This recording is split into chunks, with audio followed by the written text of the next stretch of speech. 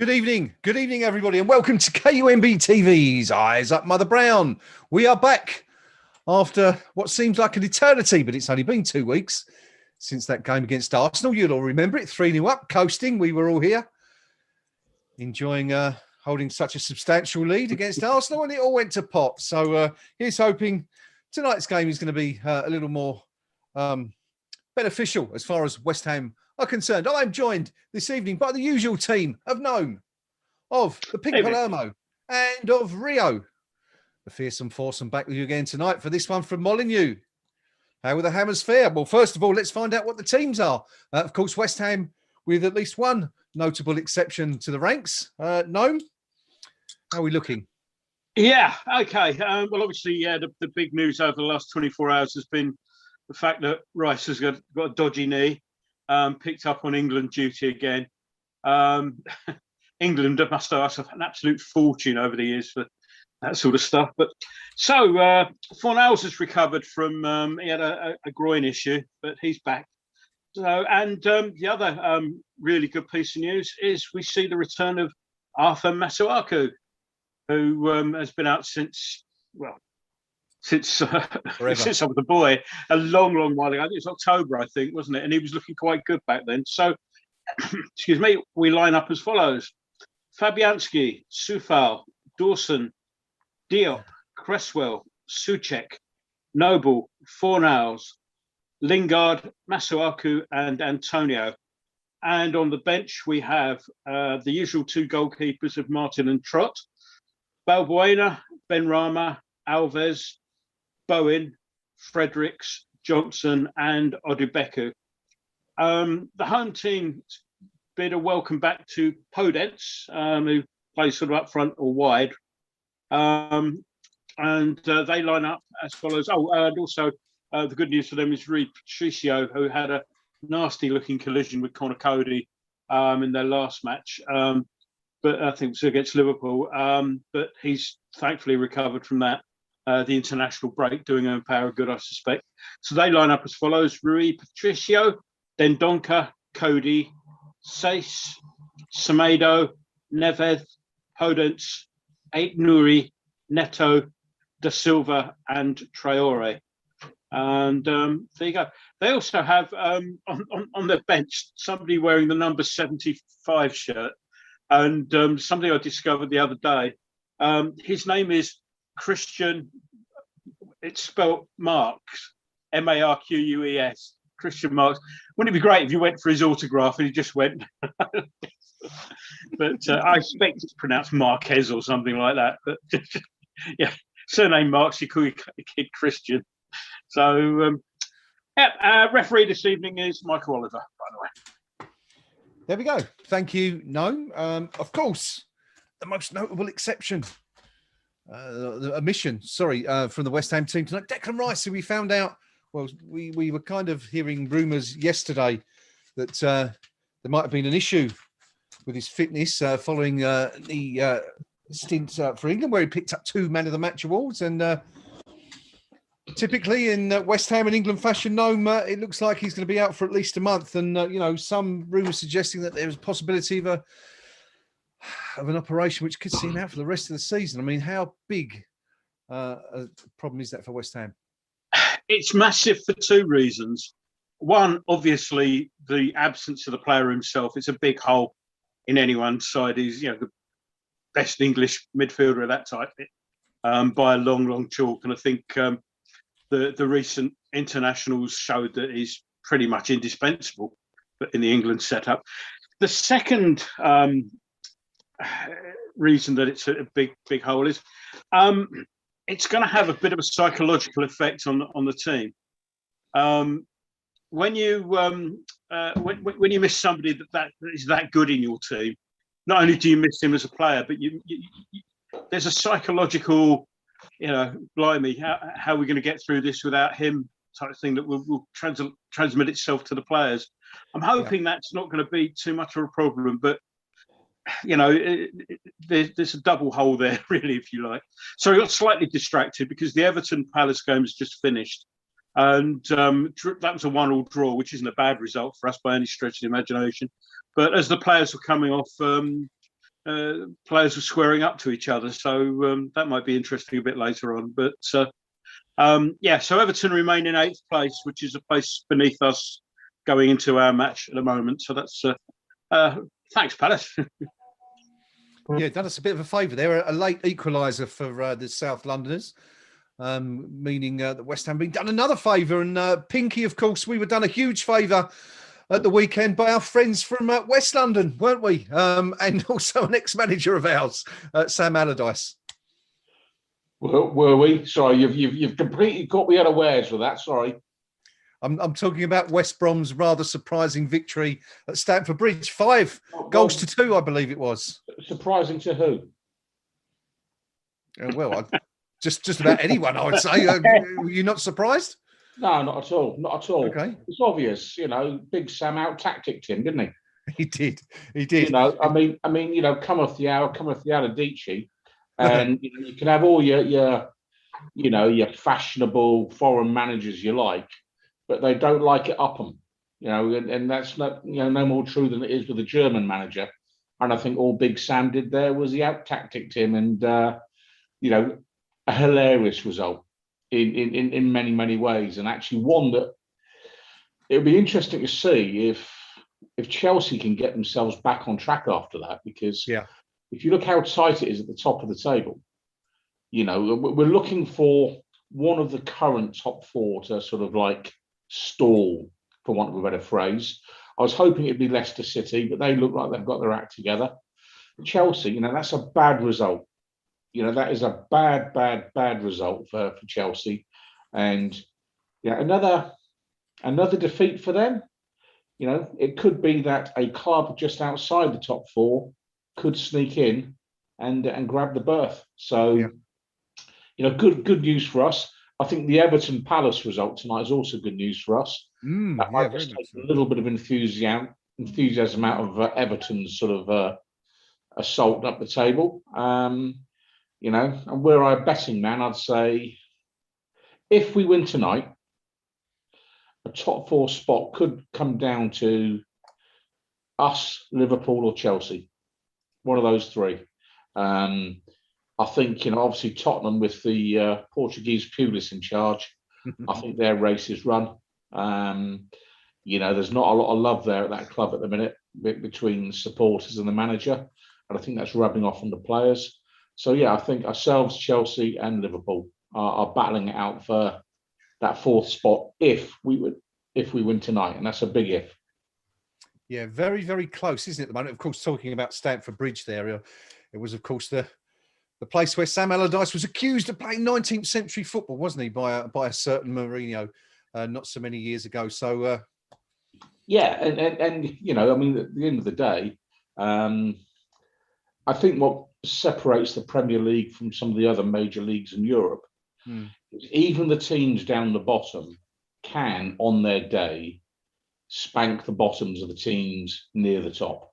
I think in this league, I think it's fair to say Manchester City are genuinely head and shoulders above anybody else. Mm-hmm.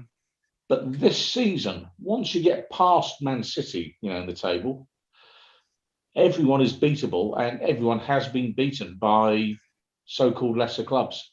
Whereas I think if you go to the Bundesliga or La Liga, Serie A, the teams down the bottom rarely get a sniff against the teams up the top. Yeah. So, a lesson there for the German who's come into Stamford Bridge with all his Vorsprung dirt technique. There you go. It's an interesting point you make there about the teams below Man City being beatable. Man City have lost only 3 games this season. Man United actually only 4, which is quite surprising. But you go from Leicester. Leicester have lost 8, Chelsea 7, Tottenham 9, Liverpool 9, West Ham 8. So I mean, absolutely backing up what you're saying there, Pinky. That it's anyone's. And of course, 8 games to go, Rio, and we know that if West Ham do somehow manage to take 3 points tonight, it puts us back up in 4th spot. I mean, we dropped to 7th with the results at the weekend. Once again, we're playing catch up, but a real big opportunity for West Ham to make a statement there tonight at Molineux, don't you think? Yeah, absolutely. And we all know that Declan is going to be a massive, massive loss for us tonight. As Gnome rightly pointed out, he's one of the most influential and best players in England. let alone just for us. But it's time for the others to step up into the breach, make their mark. The kind of like-for-like replacement tonight is Mark Noble, plenty of experience. We all know he's lacking a little bit of pace now. We all know that he isn't in the same kind of calibre as Declan is at the moment. But he's been a loyal servant of this club. He's had plenty to offer. He wouldn't be given a new contract if he didn't have a little bit more to offer. So let's hope he can lead by example, step into the breach and provide one of those typical Mark Noble-esque performances of yore. No, not the kind of meandering, slow-paced one we've seen recently, but one where he gets fire in his belly, a little bit of passion in the team, leads from the front. And there's a lot of dismissive comments on the forum tonight about Mark's inclusion. A bit early for me, you know. He's not had the greatest season. He's not had a lot of opportunity to play. But I've got every faith in him to come in and step into the breach and do a job tonight. Yeah, good stuff. Were you surprised to see him included in the team tonight, given that, you know, we've got, I mean, Gnome read the teams out earlier. You know, you've got Bowen and Ben Rama both on the bench. Was that a bit of a shock to you to see, you know, the skipper back in there? I was more surprised that he didn't go for kind of Fornals alongside Souček in the centre there. Yeah. And possibly play Bowen and Ben Rama, one of them two up front a bit further. But as someone's rightly pointed out, you know, Fornals is just back from injury. There's going to be a lot of running tonight. And you've got a man with a wealth of experience who can slot in nicely, sit back and hold while Thomas Souček does his forages up front, gets up front for headers. Someone can sit back, kind of mop up and dictate the play from the back. So, no, not really. No, it's a natural replacement for me. And the problems this season hasn't been Mark Noble playing. Yeah. It's been playing alongside Souček and Rice. When the three are together, it doesn't work. When he's on his own, I think we've got a much better opportunity here tonight. There was a brief update, Rio, released by the club just before, or a few minutes ago, just after we came on air. Do you want to tell us exactly what they said? Yeah, I'll try and condense it down a little bit because it's quite lengthy. Just that West Ham United can confirm that Declan Rice has started a period of rehabilitation to recover from a lateral knee ligament injury suffered while on international duty. The injury suffered during the closing stages of the win against Poland on Wednesday. Declan has undergone a medical scan and assessment under the supervision of the club's team, who will continually monitor the 22-year-old's progress. The head of medical services, Richard Collins, said it was a rather innocuous challenge which has caused the injury. But unfortunately, these things happen in football. Declan has approached this situation positively and in an exemplary manner, which is no surprise to us. While he is in peak physical condition, we hope that this will assist his return to action swiftly. We have started his rehabilitation program immediately as we all target a full and speed recovery. Rice has had it himself. Of course, I'm disappointed to have picked up an injury, but I'm in good spirits. I've started the rehab already. I hope to be back on the pitch with the lads soon. Whilst I'm not able to be out there, I'll be doing everything I can to work towards that and supporting the team as we look to continue a very positive season. Which actually is more positive from the club, you know. I mean, he played for another, 20, 30 minutes on Wednesday night after kind of that challenge. Yeah. In the process, picking up the man of the match award.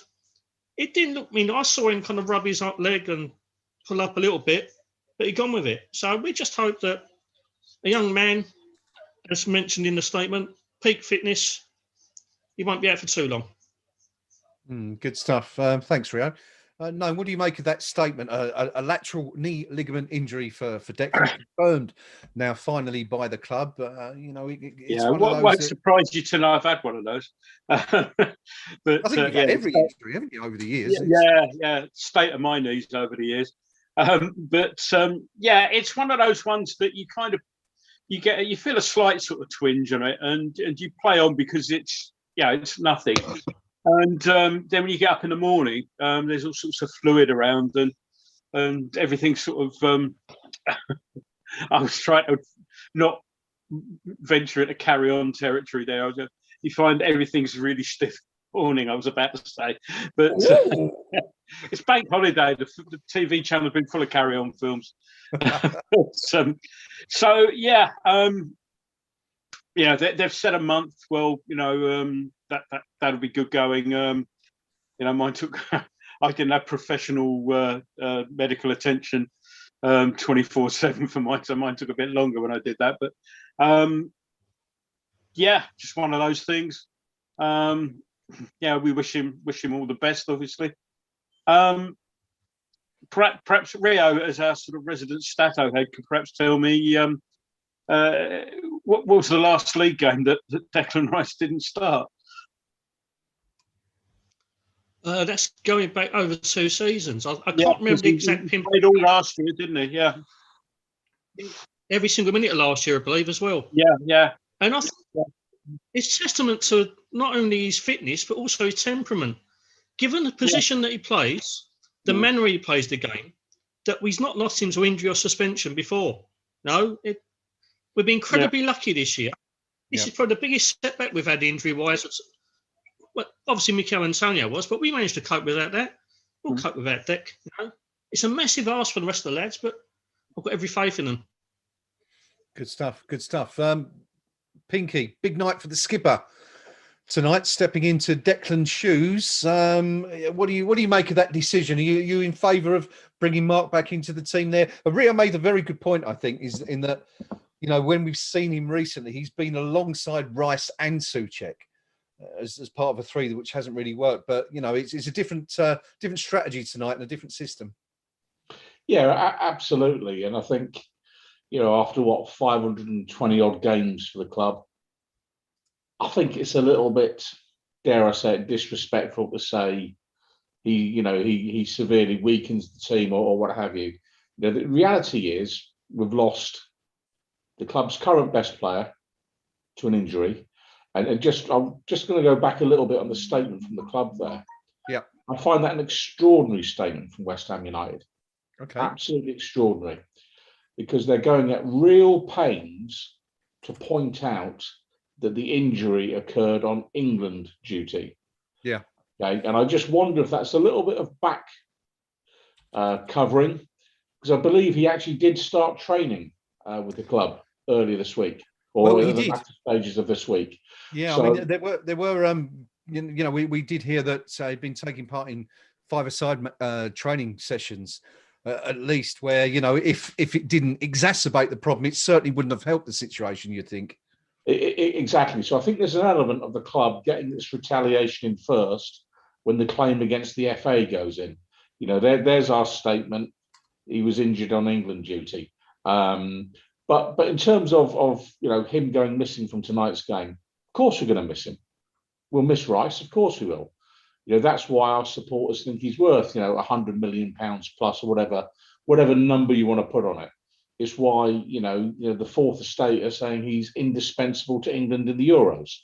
So to then say Mark Noble is going to be, kind of like very much second best to that. Well, yeah, so you're saying Mark Noble's going to be not as good as the player who's indispensable to England at the Euros. Yeah. Okay. But I think the point that he might have a bit more space to work in tonight rather than an overcrowded midfield will help. I think that he's done plenty of it for us before, where how many seasons do you want to go back and people are saying, oh, he's finished. He's no good. He can't do this. He can't do that. I think he can give us a good hour tonight. The biggest surprise in the selection for me is starting Arthur this evening, if I'm being honest. Yes. Been out an awful long time. And I think if supporters are questioning David Moyes' wisdom in selecting Mark Noble to start the game this evening, well, consider the fact that the manager is also selecting Arthur to start a match, when he's been out for 5 months. And all it really shows is the paucity of options available to David Moyes. And it sort of begs the question, if not Noble, who? If not Masuaku, who? And these are the dilemmas that David Moyes has got to deal with. But I think for all that, I think the team we're putting out tonight will be strong enough to beat Wolves. And most of all on the Rice injury, I feel for the player himself, because if he's out for a month,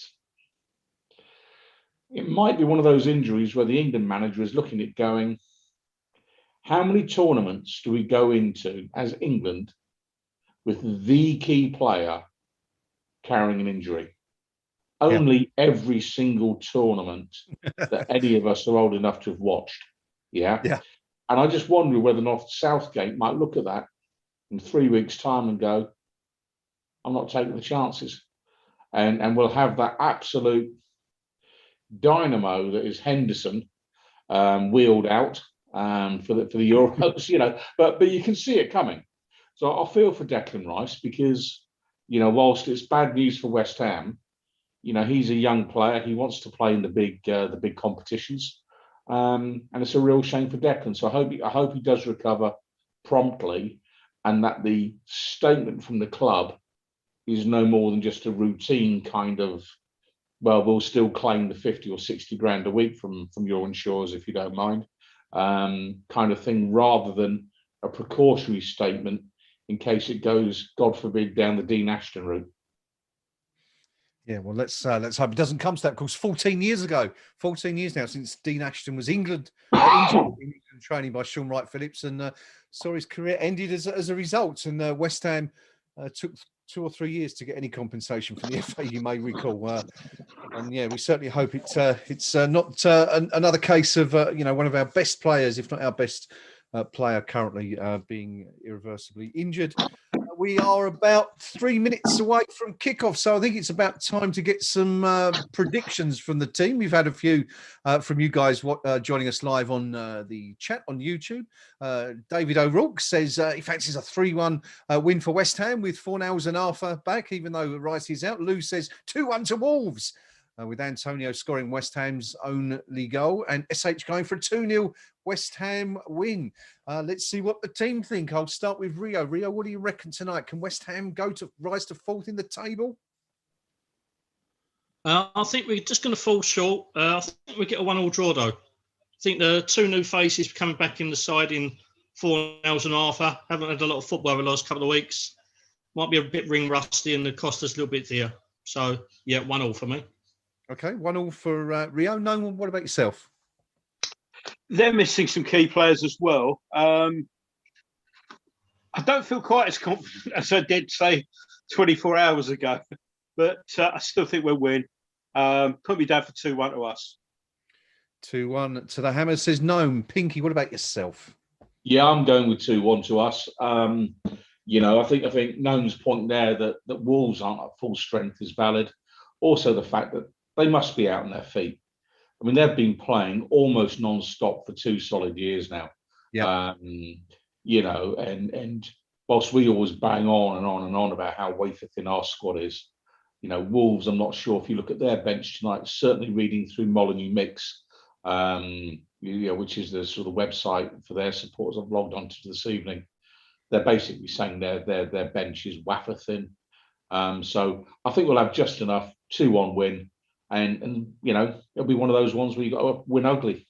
Simple as. Okay, 2-1 for Pinky, 2-1 for Gnome, 1-1 for Rio. A few more of you guys on live chat. Dan going for 1-1. Polaroid going for a 4-1 glorious West Ham away win. We'd certainly take that, Polaroid. And Richard Van going for a 2-0 win for West Ham. Xander also going for 4-1. So, you know, it's nice to see a bit of confidence flying for the team. Hobo goes for a 2-2 draw, and that's what I'm going to go with. Hobo, I think we might see a few goals again tonight like we did the other night. But, yeah, let's hope the Hammers can get those 3 points and rise to 4th in the table, which is, of course, where we can go with a win tonight, thanks to this weekend's results. Chelsea, of course, being smashed at home by West Bromwich Albion, 5-2 Everton. In case you hadn't heard, held 1-1 by Crystal Palace at Goodison Park this evening, a late equaliser from Palace. There is, of course, another very important match taking place this evening for sports fans. Nothing to do with football whatsoever, but I'm just going to mention it very, very briefly. Jimmy White and Stephen Hendry, remember them? Used to seemed like they were playing every single final in the World Snooker Championships in the 90s. They're playing again tonight in the first qualifying round of the World Championships. Jimmy White, of course, has been playing on the senior circuit for many, many years, doing very well, about 83, 84 in the world still. Stephen Hendry just made his comeback to the pro game, and he's drawn Jimmy White in the qualifying round. So it's a match that's got a lot of interest for snooker fans. Just to let you know that Jimmy White's taken the opening frame, 65 points to 8, and there you go. So maybe we'll bring you an update from that later on. Anyway, back to the big match of the evening. It's Wolverhampton Wanderers versus West Ham United on my screen. The players are just taking the knee, which means you guys are probably about 10 minutes in already. But Gnome, we kicked off yet? Yes, we have. It's 27 seconds in now, as I say that. Antonio just loses the ball deep in Wolves' territory, down out on the wing. And, got away with the handball there, I think. Referee clearly didn't see that. That looked like Diop had handled to break up an attack. But, we'll play on. Anyway, now 50 seconds gone on my screen. Okay, so I'm only about 20 seconds behind so far, but a lot. We've talked about Declan Rice being out of the team tonight, so a lot depending on Mark Noble against that. Rio, we touched on it briefly in the build-up. You said there'd been a lot of negativity in the KUMB forum about Noble's inclusion. Yeah, sorry, mate, you cracked up a little bit there. There wasn't a lot of positivity coming through. Much criticism of Moyes, much criticism indirectly of the board for having such a bereft squad of options. Mm-hmm. But as we noticed from the bench, there's no Lanzini, there's no Connor Coventry who might have slotted in there as well. So the central midfield options are really, really lacking. And as I said, that Wolves just one wide. So I think the biggest comment that I've just deleted a load of old nonsense, basically, because I normally take screenshots of like highlight comments. Yeah, I've just had a bit of a purge. So the comment I'm going to leave you with is a little bit of a constructive one. It's by SH, who's wrote, "The negativity on here pre-match is embarrassing at times. I'm off to watch EUMB. Come on, you irons." So thanks, SH. Ignore the doubters. Well, I'll see how negative I can be just to make SH happy then. Yeah. SH, of course, has joined us, as we know from the comments. We've seen him in there. Good evening, sir. Good to have you with us. No, as we were saying there, first effort of the evening falling to Wolves in the second minute. Early chance for they list him as De Silva. Willian Jose, I think, is how he's generally referred to. Made a little bit of space for himself on the edge of the box. Swivel Turner got a shot in, yard or two wide, but wide. Given a little bit too much room for my liking there, though. But, and Antonio goes on a run, nicely beats one player. Antonio the shot. Oh, he's hit the post. Excellent play from Antonio there. He went on a run, beautifully beat his player. Cut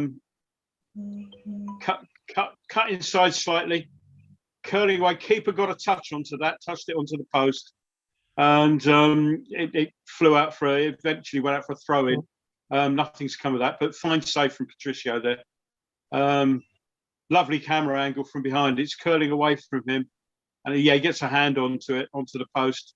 Good save in the end. Pinky, I guess you're a few seconds ahead of even Gnome tonight, because we heard a shout from you just a few seconds before Gnome saw it happen. But what a chance what an effort from Antonio.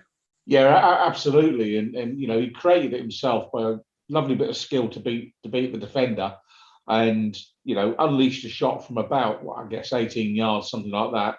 On any other night, it could have gone in, but Patricio, the stopper, or rather the stripper, should I say, just got a hand to it, pushed it onto the post, and out it went. But really good opportunity that for Antonio, who looks lively this evening, it must be said. Definitely. Rio, great run that from Michail. Picked the ball up on the halfway line, burst towards goal, and full of confidence to take that one on.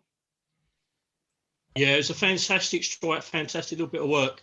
While we was just talking there, first booking in the evening, Craig Dawson's just gone into the referee's book.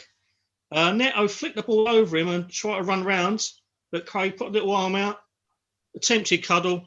Obviously, Neto's hit the deck like an absolute fairy. And yeah, yellow card for Mr. Dawson. Yeah, not a good time to get that one, is it? After just 5 minutes for one of our central defenders, as they say, Dawson living on a knife edge now for the next 85 minutes, but fairly even exchange so far. Gnome, both sides looking, like they want to play tonight. Yeah, Wolves on the attack, broken up by Soufal, and some good play now. Soufal's away now, and Lingard's. Fornals are very fortunate. Get in! Get in! What a goal! What a goal. Lingard, I said Fornals, Lingard. Absolutely superb goal. Superb solo effort. Lingard's picked up the ball out on the right-hand side, carried it for, 60 yards. Great work from Soufal to start off with. Nice little 1-2. Then, yeah, it's a good 50 yards, 60 yards. Just goes running. They back off. He cuts away and just clips the ball past. That's a fine goal. Brilliant stuff. What a start this is, Pinky. As Gnome said, Soufal winning the header in our box, setting Lingard off there. What a great run from Jesse. And, I'm guessing his transfer value's gone up over the space of a few seconds from perhaps 40 to 50 million now. Yeah, and you know what? That could be the goal that means we could afford him. Because, ultimately, the higher up the table you finish, the more spondoolies you get. But quick bit of praise for Antonio there as well, because he actually did a bit of a run there. She dragged defenders with him, and that created a massive space for Lingard just to keep running into to get the shot away. But great breakaway goal from West Ham there. Now Wolves are on the attack from the left flank. Cross comes in, headed out.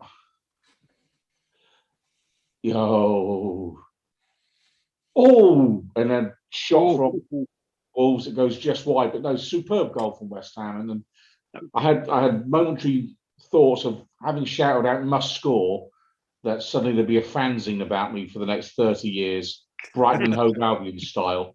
Was it? And Smith must score, is it? Something like that? Yeah. It's Gordon Smith. Yeah. Of course, the FA Cup final against Man United, 1983. Of course, yes.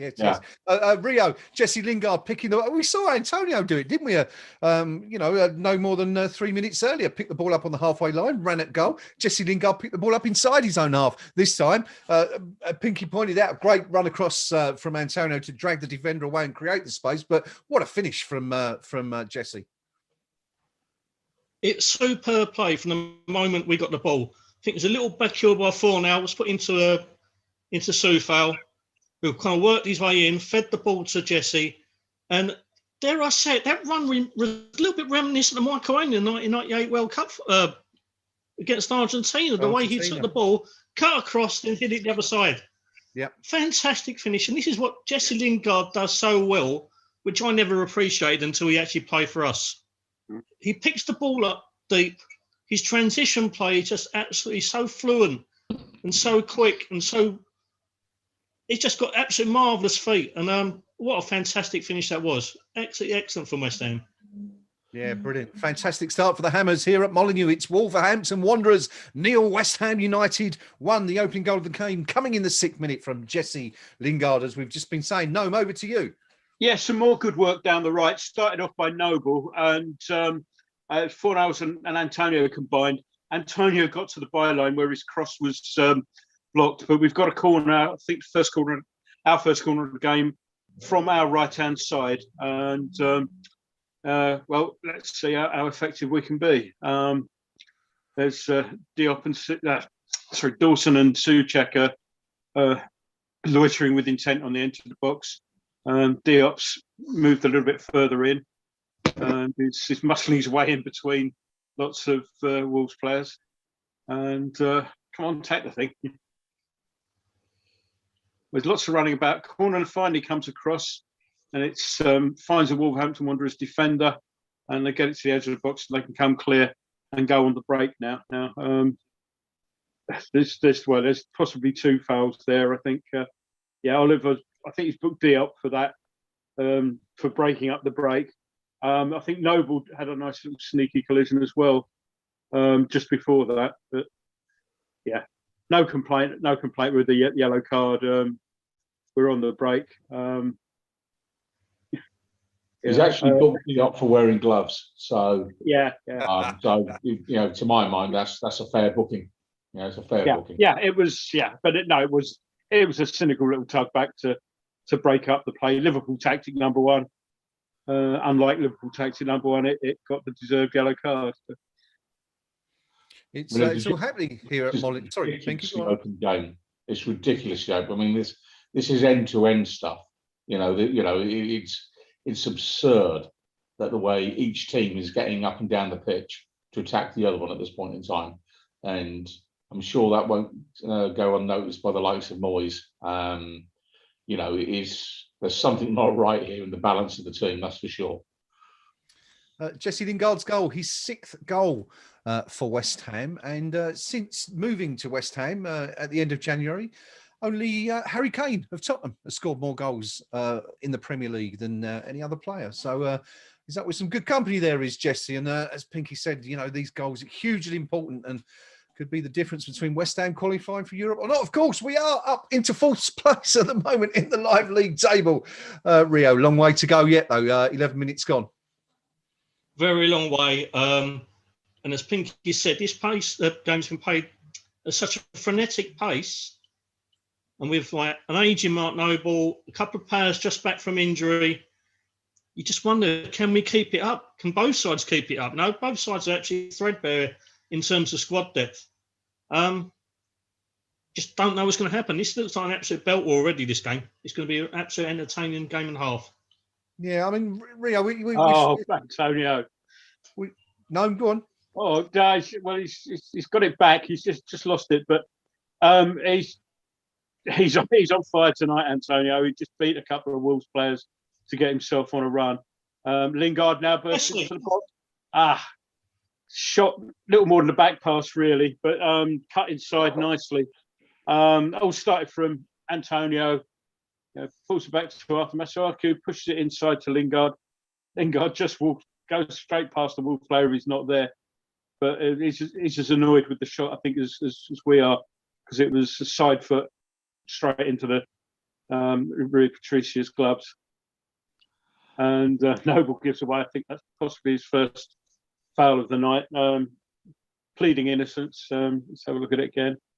Oh, it's a great foul. I mean, just taking Troy's bed to that's a good foul, that. It's one of those ones where footballers automatically plead innocence, knowing full well that they're not. Let's put it that way. Yeah, but I mean, to be fair, I mean, maybe it's my choice of weekend viewing material, but does anyone else find it just a touch kinky that Drury oars himself up before playing a game of football?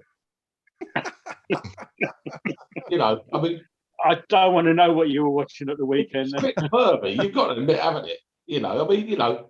I mean, no one ever did that in the Sunday morning teams I played in. Got out the old baby oil and, it's a bit near the edge, that. Not for mine. Vaseline. Sorry. Plenty of Vaseline on a Sunday morning back in the day, of course. Not all over your body. Well, no, fair point. What was that other stuff that the really stinky stuff that had the same The White effect? Horse liniment. That's the one. The White Horse. Can still smell it now. I can remember. We'll play Lingard. We'll come back to that in a minute. Oh, get him! 2-0. And it's 2-0. It's 2-0. I'm celebrating. I haven't even seen it yet. Pinky, tell us about it. You were first. I mean, great work down the left. Jesse Lingard and a never say die effort. Just when you thought the ball was going to go dead, he hooks it back in. One of our lads running onto it plays then a lovely pullback for Pablo Fornals, then to just slide into that. Who is it? I think it's Masuaku. Masuaku. Passes it into that. I mean, as good a team goal as you'll see all year. Great stuff. Fantastic. It's Arsenal all over again, Rio, isn't it? It's shush. Oh, I was just enjoying myself then. Thanks for that. Yes, we've got to don't get a third.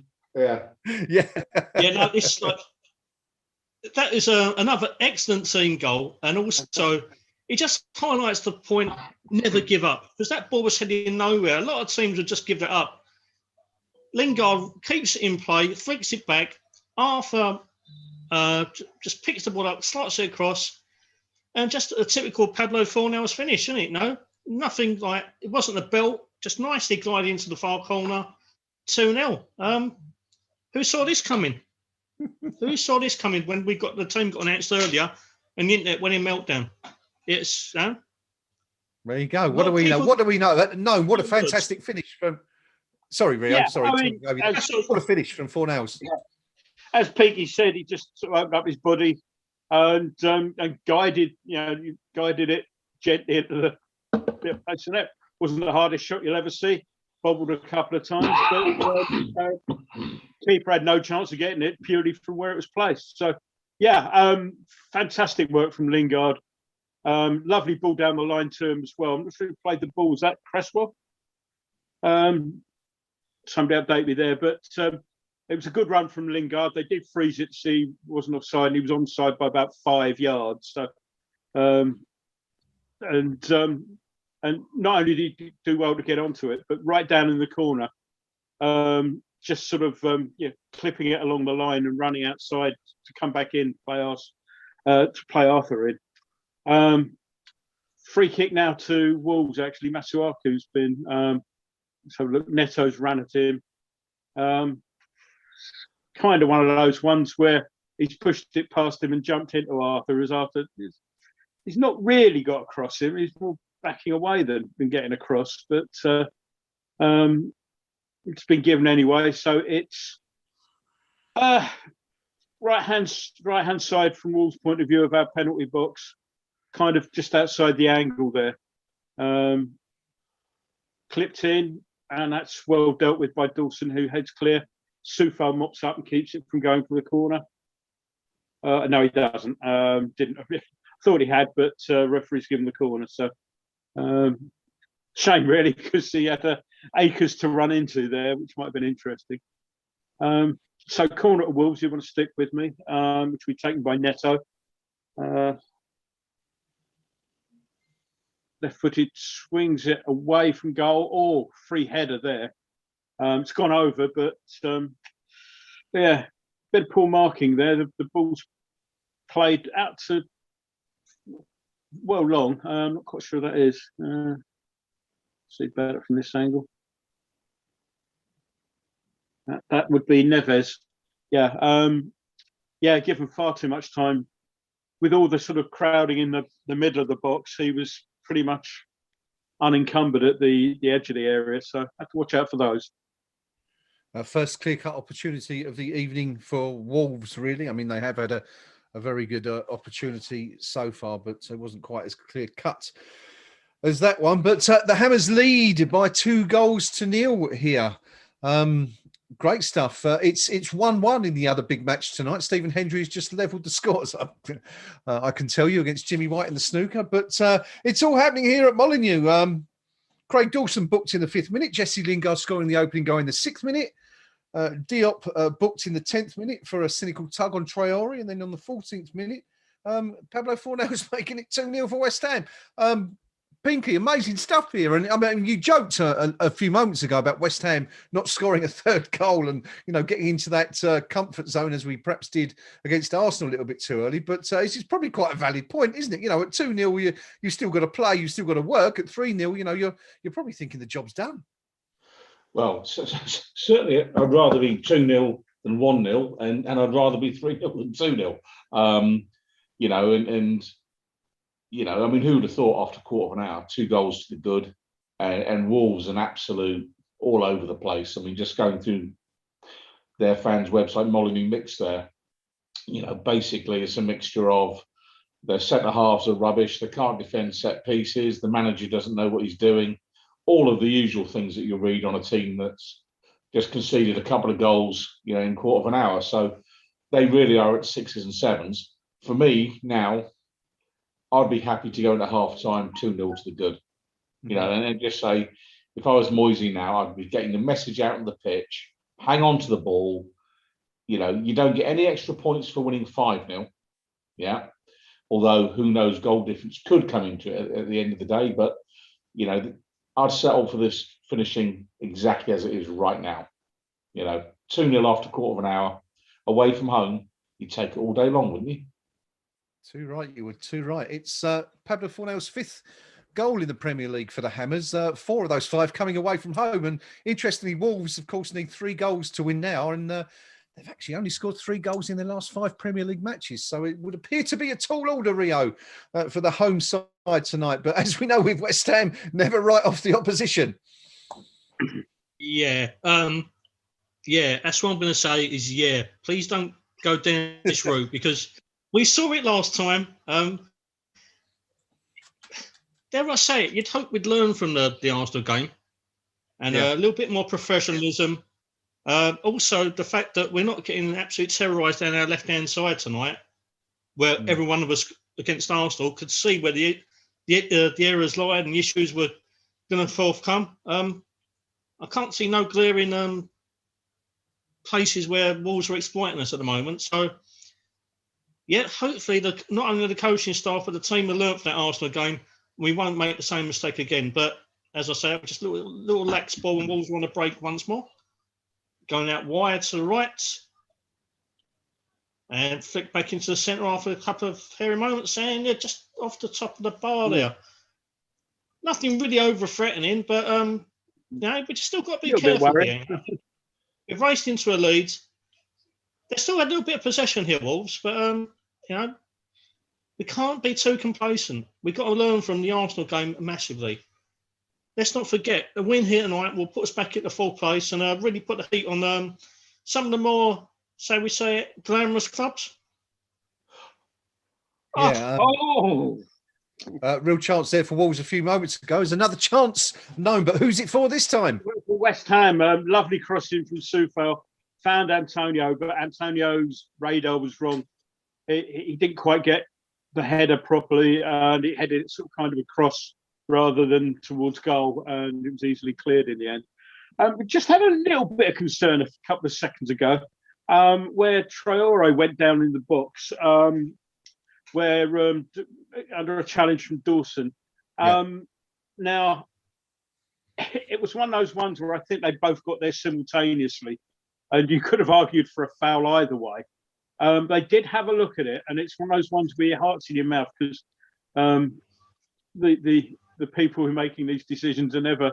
You're always worried about their competence. In the end, common sense prevailed, and it was just play on was the decision. But they did have a couple of looks at it, and which is a little bit worrying. But so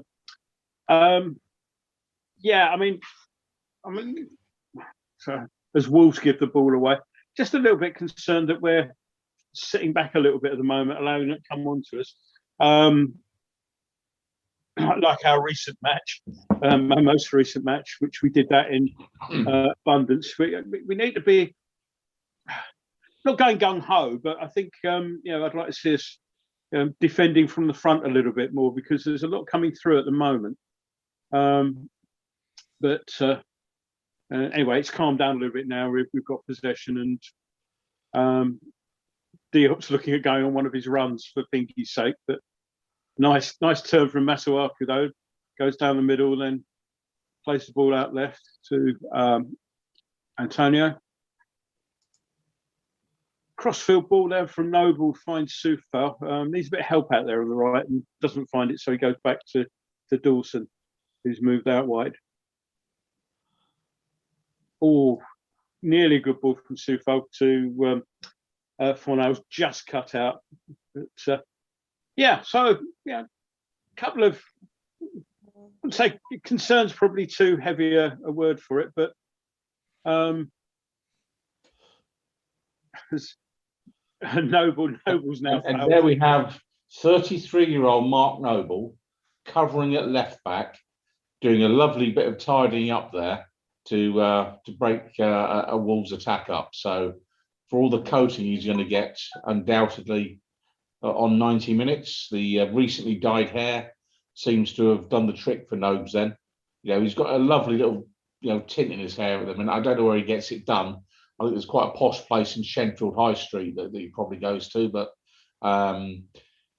is good work from Noble there. But just picking up on Graham's point on obscure sports, which he's disguising as giving us the commentary of the snooker. I just thought I'd do a quick internet search for obscure sporting events taking place right now. And for those that, you know, snooker bores the backside off, can I recommend the Pagnello Ultimate Frisbee competition in Italy at the minute, which is a competition to see how far you can throw a frisbee. So, you know, who knows? You know, that could tickle your fancy. But the one that really caught my eye was the hot dog eating competition in Coney Island in New York, and the Nathan's hot dog competition. And the record holder is a Joey Chestnut, who consumed 69 hot dogs in just 600 seconds. So, you know, there's a record to be proud of. Yeah. And I bet he went home and had his tea as well. 69 hot dogs in 10 minutes. Yeah. My God, that's amazing. Now, of course, if it had been Nathan's pie and mash, I think we would have all been lining up for that competition as opposed to Nathan's hot dogs. But there you go. Great stuff. You wouldn't have found that information anywhere else on the web, that's for sure. With good reason, I might add. But anyway, bringing you back to current events here at Molineux. That's Wolverhampton Wanderers 0, West Ham United 2. There's 26 minutes gone. The Hammers off to a fantastic start with goals from Lingard and Fornals. Rio, we sort of spoke quite a bit about Mark Noble at the start of the game. A lot of people were a little bit worried about his inclusion, but Pinky touched it there, back at in that left back position, you know, mopping up, doing his defensive duties. Certainly hasn't put a foot wrong so far tonight, you could say. Definitely not. I mean, as Pinky said, he's been covering back, left back. He's been sitting in front of that back four, or back five as it is, spraying a few passes around. Every inch the Premiership player still at the moment. I know it's only Wolves. They've not had the greatest season, but he's done an absolute sterling job and he's leading by example. What more can you ask for? You know, everyone who's writing him off, we're writing him off after, as I said earlier, playing an incredibly congested central three, which doesn't suit him. A little bit more space, a little bit more time. You know, he's coping incredibly well tonight, and he's putting an absolute sterling shift so far. Is the humble pie being dished out yet on the KUMB.com forum match thread 3? You said there are a lot of people who are concerned about Mark's inclusion at the start of the game. Yeah, well, the people who did that mistake haven't come back with the full apologies yet. I'm hoping we'll get that towards the end of the game. There is an actual unusual comment come on. We got a bit of criticism from Jesse Lingard. Which absolute rarity, judging by the way he's been playing for us this season, being an absolute shining light. Just trying to see it, just broke a bit. It was sticky. I hate the way that Lingard castigates fellow teammates when they make an error. So that's one thing to note there, Jesse. Is that on your post just OG Solskjaer, is it? That's put that up there, is it? You know? Now, you know, Ollie's actually rubbing his hands here because he's thinking, if I do sell him, I'll get an extra like 5 or 10 million, even if it is from West Ham. Yeah. Or he's thinking, I'm going to absolutely play on a halfback on my books. One I writ off a year ago. Just to going to come back to me. The flow of positivity there, Rio. A moment or two ago, Wolves, when they had an attack, put a cross in straight away, straight between our two centre backs. And it's Diop, of course, who hasn't marked his man properly. And the Wolves header, okay, he stuck it well wide, but that is a classic case of where the opposition would have been watching videotapes of Diop's last 3 or 4 or West Ham's last 3 or 4 performances, and have said, that's where you put the crosses in, and he's the player that is going to be out of position and miss his man. And he duly delivered on that. So well done to Sir Diop. It's another couple of million off your asking price. The bloke can't defend. I'm sorry, he cannot defend. And so for all the positivity tonight, that's where the mistake's coming. Yes, Diop. He's had a few moments, isn't he, since replacing Angelo Ogbonna? But we expect Ogbonna to be back within the next 2 or 3 weeks, and I guess you think that Diop would be the player to make room for the Italian, when that happens. 29 and a bit minutes gone. Wolves nil, West Ham United 2. Gnome, we saw a few minutes ago a rather painful incident involving Vladi Soufal, who's no shrinking violet, but even he seemed to shriek with pain a little bit. Tell us about that. He was taking his hand. He got clipped by Traore as came across. Run-of-the-mill foul, free kick, no problem. But he seemed to be shaking his hand as Lingard nearly gets on the edge through ball. The last 5-10 minutes, it's been a little bit Wolves. Having said that, now we're sort of having our go now. I think we've had a 5-minute rest. And Arthur wins the ball superbly at the moment there. He's not having a bad game, is Arthur, by the way. It's, it's not a storming game, but he's doing the little things very efficiently at the moment. We're now beginning to have a little spell of attacking, it's, as I said before, the Arsenal game, once you lose that momentum, it's quite often difficult to get back. Well, I guess for Wolves to maintain that momentum when they got it back is going to be difficult. As Antonio somehow manages to wriggle through. Oh, well, you can't blame him for having a shot there, because he managed to wiggle through about 3 or 4 Wolves players.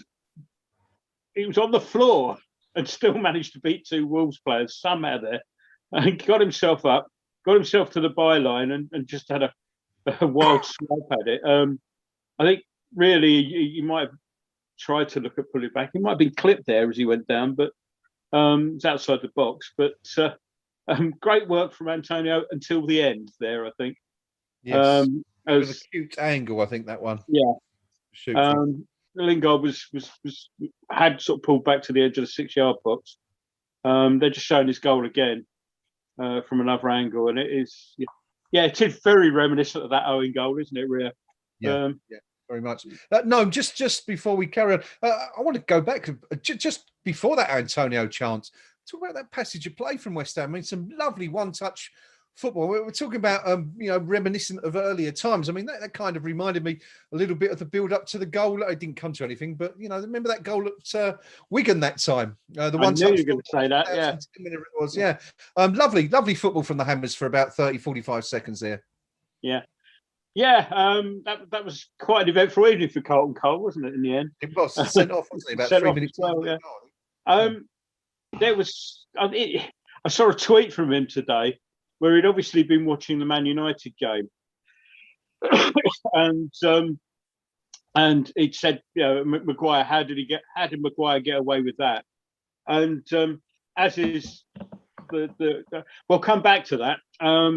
Antonio went down apparently injured, and he was trudging over to the touchline, looking as if he was going to come off because Bowen was getting himself together. Now Antonio seems to be saying, "No, I'm all right, I can stay on." The gloves went back on. Now the gloves are off, so it looks like Antonio's coming off. Don't quite know. I hope it's not his hamstring. He didn't seem to be clutching it, but Antonio's coming off, and he's not looking happy. That'll be Bowen to come on. That's who they were looking at. So that is a bit of a blow. I'll give you more on that in a second when the substitution's made properly. But Antonio's off, and it doesn't look like he's coming back. Bowen's down there on the touchline now with his kit ready.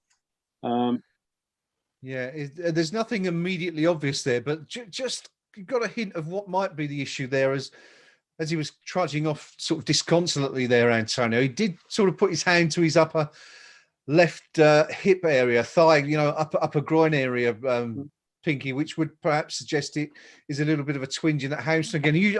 I guess you just wonder, with Rice out and, 1 or 2 other players just coming back, whether or not Moyes and the team have said to him, if you feel anything, let us know, and we'll act. Especially, I guess, when you've got a 2-goal advantage. Yeah, at 2-0 up, why take any chances? Had it been 0-0, I think we might have seen a different decision getting made. But at 2-0, we ought to have enough to see the game out. Dare I risk uttering those words? But Antonio certainly looked very unhappy when he came off, and straight down the tunnel, you know, there's something not right there, that's for sure. And yet again, you know, the gossamer thin nature of our squad is exposed, because we're bringing on, you know, Bowen to replace Antonio, so a non-striker replacing a non-striker as our striker. You know, we're almost into the realms of total football here now, that we're so, you know, so thin of players. You know, maybe one of the two keepers will get a run out as a striker any game now. You know, it's you know, if the chairman can't see how limited options the manager's got in the last 2 or 3 matches, he's never going to see it, because, you know, David Moyes is working miracles with the squad he's got here. He really is. He's getting every ounce out of them he can, you know, and it's quite remarkable, really. But yeah, for Bowen's on now, and we're defending a corner kick. Okay. Neto takes the corner again. It's played to the back of the box, and we didn't really have anybody on. The ball's played back in. Fabianski gets it, but that was Neves again. Was out of the excuse me, the back end of the box, and we really didn't have anybody close enough to do it. And we need to watch that. Bowen is on, by the way, came on just before the corner, and so we're now back up to the 11. So interesting to see Bowen leading the line then.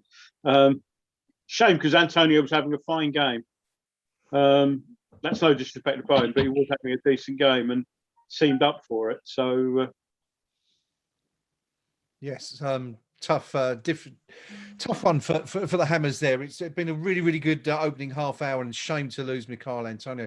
One player who we are without tonight, of course, is Declan Rice, and Declan's been posting on social media. He's been on Twitter and talking about West Ham's second goal. He says it was a Berber spin to Masuaku to Fornals. What a start, boys. Let's keep pushing. Gnome. Yeah, chance for Wolves. Ball played in. I think that was Traore on the edge of the box. Yeah, 37 Traore, yeah. Square ball played into him. Took 2 touches to bring it under control and hit it along the ground. Straight to Fabianski, but free kick to Wolves now as Souček's adjust to have fouled Dendoncker in the middle there. Ran into each other really, but so you want to hang on. Free kick about halfway in the West Ham half, slightly left of centre. Should go long, I'd have thought. Everyone lined up on the edge of the box. Clipped in. Now Wolves have got 2 over at the back again. It's Neves. It's header down, couple of blockage, a bit of schoolboy football there as everyone's having wild hacks at it. It's cleared, and it's cleared again. So Lingard can now take it away. And take it away he does. And another run. And it plays in. Bowen. Oh, yes. Oh, no, disaster. We've got a third. I mean, hang on to your hats. I mean, what can you know? Played Lingard as well there. Dreamland for the Hammers, Rio, and another goal. Yeah, and an absolutely fantastic effort as well. Lingard picks the ball up in the middle of our half, just outside our box, turns. He's got 3 or 4 players around him, but he keeps on running, and threads a lovely ball through to Jarrod Bowen, who finishes with absolute aplomb. Reminds me a little bit of Tony Cottee, Jermaine Defoe, the way he put that ball away.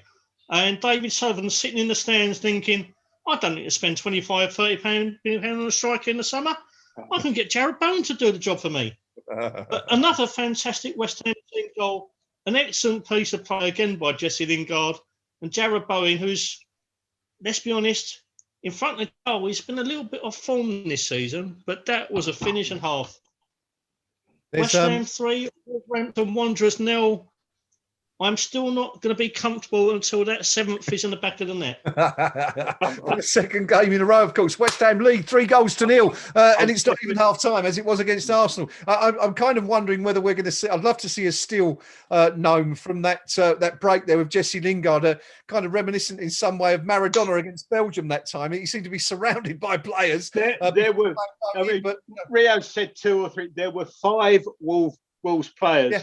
Yeah, in his orbit, it did look like some sort of planetary physics were going on as they were sort of circling around him, and it was a lovely little flick ball through to Bowen. Bowen did very well. Patricio maybe a little bit cheesed off at getting beaten at his near post, but yeah. I mean, yeah, with 3-0, we're definitely going to be happy with this at the moment, aren't we? Yeah, terrific stuff. Yeah, so I'm just thinking back to something we were talking about earlier on. If Antonio's got yet another muscular injury, I mean, do professional players put the old white horse liniment on? Do they use that at all? Or it's probably been banned now, like creosote, I would imagine, for some, carcinogenic reasons. Should have been 3-1. Should have been 3-1. Nice little bit of play from Wolves down our left-hand side, their right. And just have a look now. Ball played in. And ball played in. Where was Diop? Yeah. Firstly, William Jose was in the 6-yard box, hit it straight at Fabianski. Fine save from Fabianski. Fell to Neto, who basically had the goal at his mercy, and just stuck a leg out and it went wide. Very lucky escape for West Ham. And, Cresswell's doing his nut there, sort of thing. Quite rightly so. Just need that little, we don't want to do another Arsenal. And if that's the wake-up call they needed, then as long as they heed it, yeah. Yeah, sorry, I've just got the idea of players putting creosote on their legs. Keep warm, I mean, Wolves are falling apart here now. I mean, they've just taken a shot there from fully 25, nearly 30 yards that's gone high, wide, handsome, and they've lost all their composure. I mean, they're pouring forward, but not with any great structure, it must be said. I cannot imagine, despite us being 3-0 up, that David Moyes is overly happy with what he's watching. Wolves have managed to get in behind us on a number of occasions, and we need to tighten this up. We really do. It's certainly got the Moyes scowl on at the moment. What have we learned? What have we learned from dropping 2 really valuable points against Arsenal? That's what I'm looking for. Have we learned anything from that sorry episode? Because we'll look at the table at the end of the season, and there'll be 2 points that we should have had in the bag that could have made all the difference. And let's hope we don't compound that particular error tonight. I'm really quite shocked at how easily Wolves are just tearing through us this evening. We're talking there briefly about David Moyes' demeanour. I mean, his opposite number, Nuno Espirito Santos, looks like he was about to cry in the shot we just saw. And on that, I always think that you should say his name or sing it like who were the monks that you used to Nuno Espirito Santos. I'm just thinking of the Monty Python, the Holy Grail, where they used to go. Used to go with the books, didn't they? And they used to go, "Yeah, Dominum." Pop in the book. Yeah, against the Wolves goal. So there's their goal. It's been coming. I think is that Podence on there? No, Dendonka. And usually it's a cross from the left, and that will not please Mr. Moyes, because we, after the last game where we didn't want to concede a goal before half time. Just watching now, a West Ham attack breaks down. Soufal's drawn inside, and that's Traore basically goes all the way down to, and he's got 3 West Ham players around him, and he beats them, gets the cross in, and Dendonka, nobody's challenging Dendonka there. It's come on the break, which is kind of ironic given Wolves have had a bit of the play up to now, but it's really, there's Diop is a good 2-3 yards from him. Nobody's challenging there. I mean, I think the thing there is a classic case. What you saw just before, well, as Traore was tearing down the flank, you saw Mark Noble doing a 30-yard slide tackle, and luckily he didn't connect, because had he got anything on Traore, it would have been a red card. Of course, he's off his feet, he's out of the game, and you've got Dendoncker then pouring straight down the middle, where, of course, you'd probably have in normal times Declan Rice occupying that space exactly where Dendoncker's just strolled into and buried the ball at the back of the net. So there's a combination of things there. Noble taking himself out of the game. When you make that challenge, you've got to win the ball, because as soon as you don't, you just leave a massive hole in the middle of the park, and that's what he's done there. Diop, I mean, you know my views on him. I think he's a waste of space. I'd actually hook Diop at half time and put Balbuena on. That's how poor Diop is. I wouldn't see him in a West Ham shirt again. We've been saying throughout the first half that shades of Arsenal, and there it is once again, West Ham roaring into a 3-goal lead inside. Or actually, it was 32 minutes, I think, against Arsenal. It took 38 minutes here, and then of course the opposition scoring right on the cusp of half time. It's 3-1. I mean, it was a decent Wolves goal, Rio, but not great from a West Ham perspective. Noble, about 3 weeks behind, Traore there in the challenge. Soufal, of course, getting done. Credit to Jesse Lingard, who put in a bit of a lung-bursting run to get back to the byline, just couldn't quite get in there. And Diop was just really watching as Dendoncker rose to nod that cross home. Yeah, but you can't say that the warning signs weren't there. Wolves have had a lot of chances. I think one thing that this half of football has proven is that going forward, we're a match for any side in this league. Defending, we are borderline terrifying at times. The David Moyes sides are normally renowned for their kind of resoluteness at the back, but we look incredibly fragile. And my worry is that 2 of our centre-halves have been booked already. This could be a long game if we don't sharpen up. As I said, the Wolves are on an attack again, this time down our left-hand side, and it just falls to corner. It's a bit of a roller coaster, West Ham. Can we stop, please?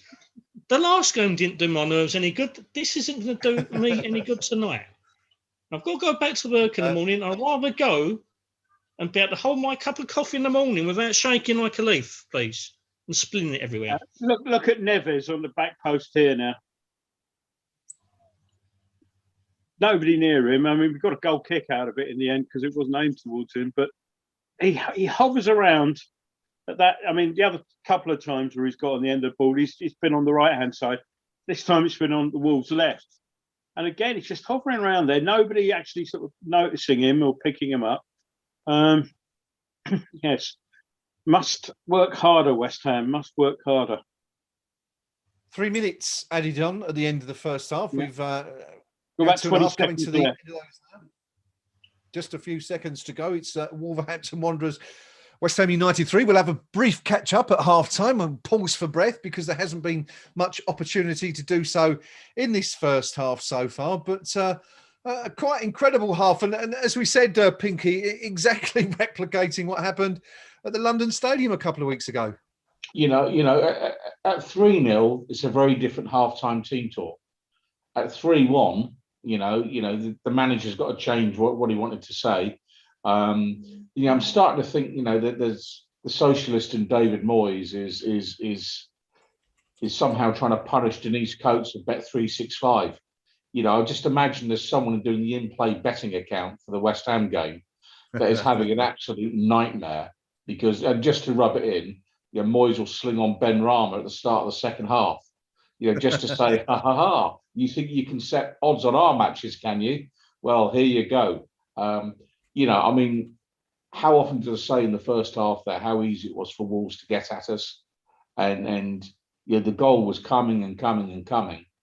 I don't think it's too much of an exaggeration to say we could be 4-3 down in this.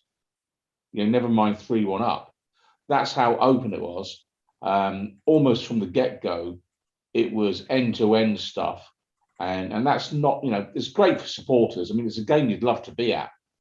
I mean, Wolves away normally is a decent game, and you'd say as a supporter there, supporters would love it. The atmosphere at Molineux would be absolutely rocking. But it's the sort of performance in that first half, I guarantee you, that both managers will hate. Forget the 3-1. Moyes will be absolutely rabid in the dressing room at half-time. He will be going potty because you just can't give the opposition that many opportunities to get in behind you and not concede. You're going to concede. And Wolves now, they've got it in a half-time, and we've given them what we shouldn't give them, which is hope. That goal has given them hope. 3-0, they're dead and buried. Season over. They're looking at the bottom of the table going, let's hope we don't get drawn into it. Now they're thinking, do you know what? Typical West Ham, this. Soft underbelly. Bit of an injury to a key player. Antonio's gone off. Do you know what? Next goal. We could be right back in this. And they're right. So I'll be looking for Moyes to really tighten it up here at the start of the second half. Half-time at Molineux. It's Wolverhampton Wanderers 1, West Ham United 3. West Ham scoring the opening goal after 6 minutes. Jesse Lingard getting his 6th goal in 8 starts for the Hammers. Pablo Fornals doubling West Ham's lead in the 14th minute after Lingard turned provider. Playing in Masuaku, who in turn played in the Spaniard, who finished superbly with his right foot, side of his right foot. It was 3-0 after 38 minutes when Lingard once again involved, playing Jared Bowen, the substitute, on for Michail Antonio, injured a few moments earlier. Bowen firing, as they always tell you, kids, in those textbooks, go for the opposite side of the goal. Fire across the goalkeeper. Did it brilliantly. Fantastic finish. 3-0 to West Ham. And then the Hammers, just as they did against Arsenal a couple of weeks ago, conceding right on the verge of half-time. Dendoncker pulling one back from a Traore cross to send the Hammers into the half-time break with a 2-goal advantage instead of 3. It's been a pulsating, thoroughly entertaining first half. A couple of bookings, of course, also for West Ham. Craig Dawson booked as early as the 5th minute, and his central defensive partner Issa Diop booked 5 minutes later. Both centre halves in the book, therefore, for the Hammers inside the opening 10 minutes.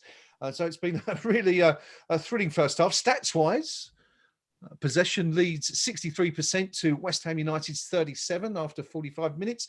Leeds 13 shots in that first half to West Ham 7. Only 3 of those 13 on target for Wolves. Did I say Leeds? Yeah. I did say Leeds, didn't I? Apologies. I meant Wolves. This is getting to be like where I kept calling West Brom Wolves, wasn't it? Something about Wolves. Wolves, 3 shots out of 13 on target. West Ham, 5 of the 7 on target. Of course, 3 ended up in the back of the net. 3 corners for Wolves, 1 for West Ham. Both sides committing 5 fouls apiece. No, 3-1, half-time. Sum that up if you can in about 3,000 words. Yeah, I mean, if you're one of these neutrals who likes to watch end-to-end football, it's not one for the defensive purists, is it? Either way, I think where we've got a problem, and I think the Wolves' goal really sort of summed it up, is the fact that came from a break where an attack had broken down. Now, while he was on, Antonio was actually was holding the ball up well. He was bringing other players into it. He was running at people. Stuff was sticking with Antonio. Now, the best will in the world, notwithstanding his goal, Bowen's not that sort of player. And, he's getting bundled off it whenever he's playing with his back to goal. Yeah. And that's going to be a problem because we need, it's not his game. We need him to try a bit harder to hold on to the ball when it's played up to him. I was just laughing at myself there because Gary Neville before the game saying, well, with Declan Rice out and Wolves missing, this game could be a tough watch and it could be a tight game. So They've just been taking a mickey out of his comments. But so yeah, I mean, it's the thing I say week in, week out. I'm going to say it again. When we have got the ball, we've got to actually hold on to it a lot better. Not just Bowen or whoever's way up front there, but we've got to make sure it doesn't come back, and it doesn't come back quickly. That's where we were caught out. Traore, we know what he's like. We know he can skin you, and that's what he did. Yeah. Because he had the option to. We were all up there. Suddenly, everyone's running back, and there were 3 players sort of trailing in his wake. I mean, Lingard nearly got back, but didn't quite. And we've got to get tighter in the box when there's crosses coming in. I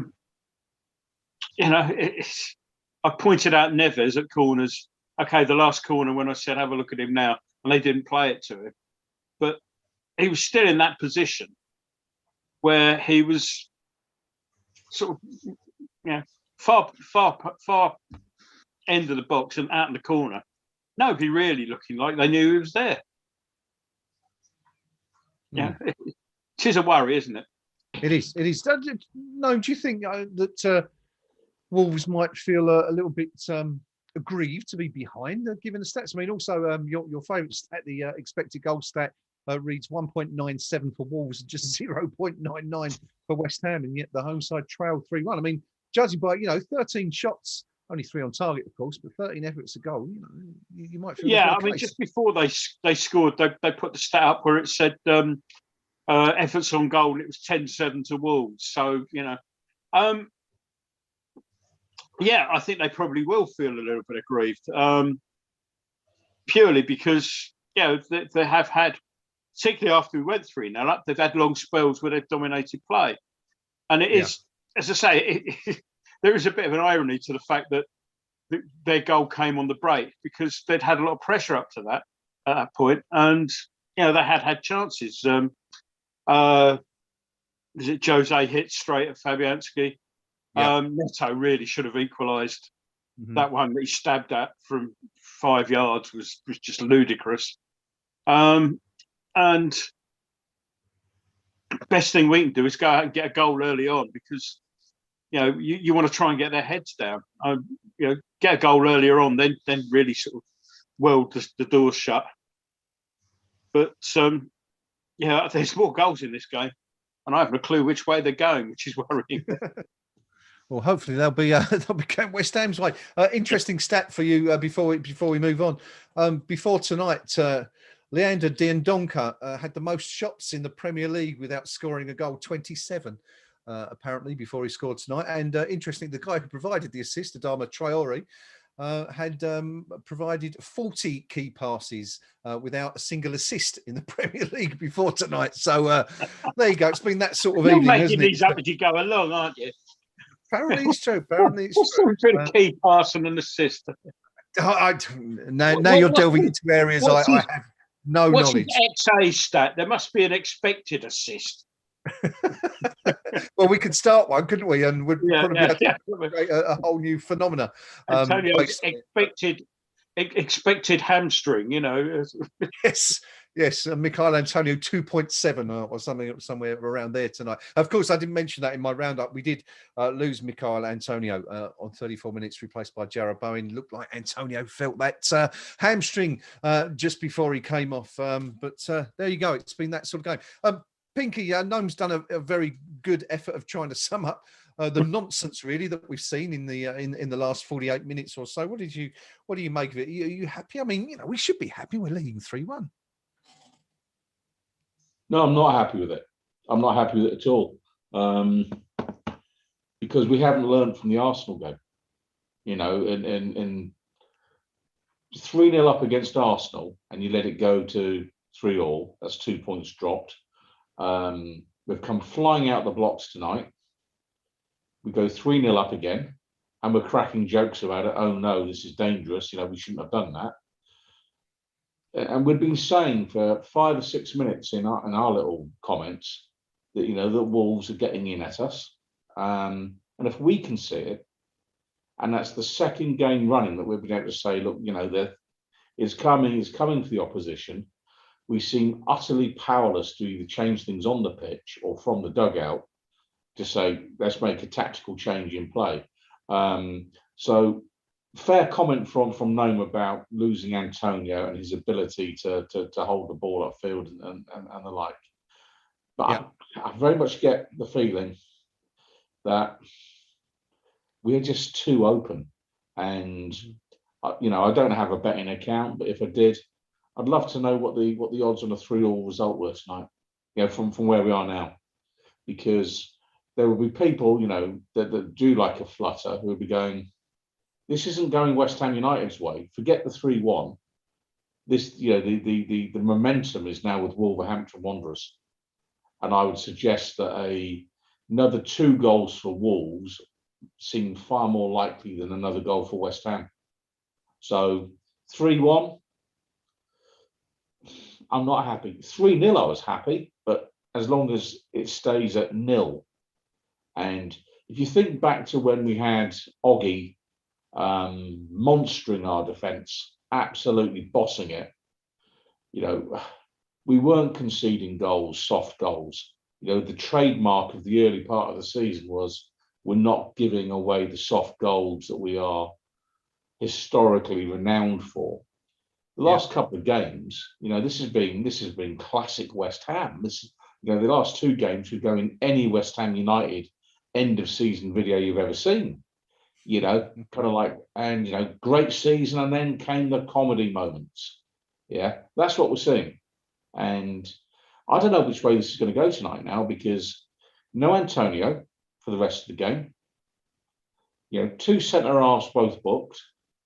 You know, we're in a spot of bother here, and I just think, what we've got left on the bench to bring on now? Not an awful lot of steel, is there? And we've got your man Ben Rama, of course, who's about the only attacking option of, you know, with any experience. But no, you're right. Interesting though. Let's talk about that. I mean, you raised the point of both central defenders being on a yellow, and you made the point just before the break. I think you were probably being a little bit mischievous when you said about potentially hauling Diop off at half time. Might not be such a bad idea with both of those on yellow and Balbuena sitting there scratching his heels.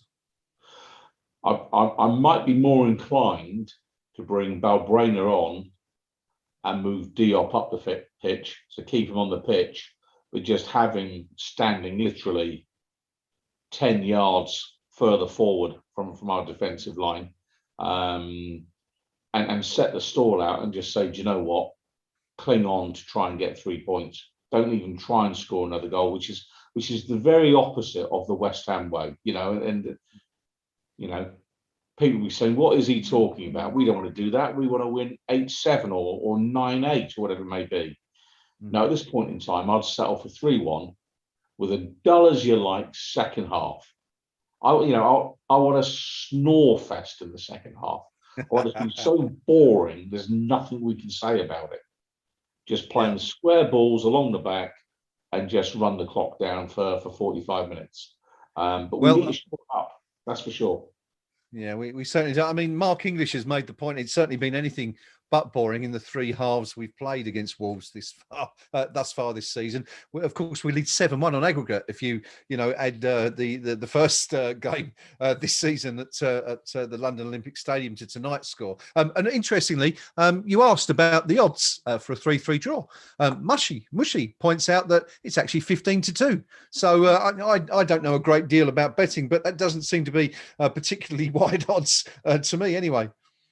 No, and I think the people that set those prices, you know, they tend to go home with satchels full of cash in the back of their Mark II Jags, whereas the people that place the bets tend to go home on push bikes. So, you know, the bookies know what they're doing there. And for me here now, let's understand where we are. We've lost Antonio, our only striker who isn't a striker. We don't know for how long. If we come out of this game with 3 points, you could say, well, that might have been worth it. If we come out of this game with 1 point, that's too big a price to pay. You know, because who's going to get the goals next week? And who's going to cause the damage next week to the opposition backline? And so we've got to take 3 points tonight. And it isn't about whether we're playing the West Ham way or parking the bus. It's the pragmatic point of, we're at the right end of the table for once. Does nobody else actually want to finish in the top 4? Is it just me that says, let's try and do it? Mm-hmm. I don't know. I mean, there seems to be an absolute indifference, to finishing as far up the league table as we can. Fine, it's not a trophy, but the difference it would make to our ability to attract players to the club, and when you're a club that doesn't have a lot of money, an extra 20 or 30 million in the kitty goes an awful long way. And I think it's absolutely in our interest just to push as hard as we can to get as far up that table as we can. And it sounds very obvious, but we've had a good season. Don't chuck it away in a couple of games.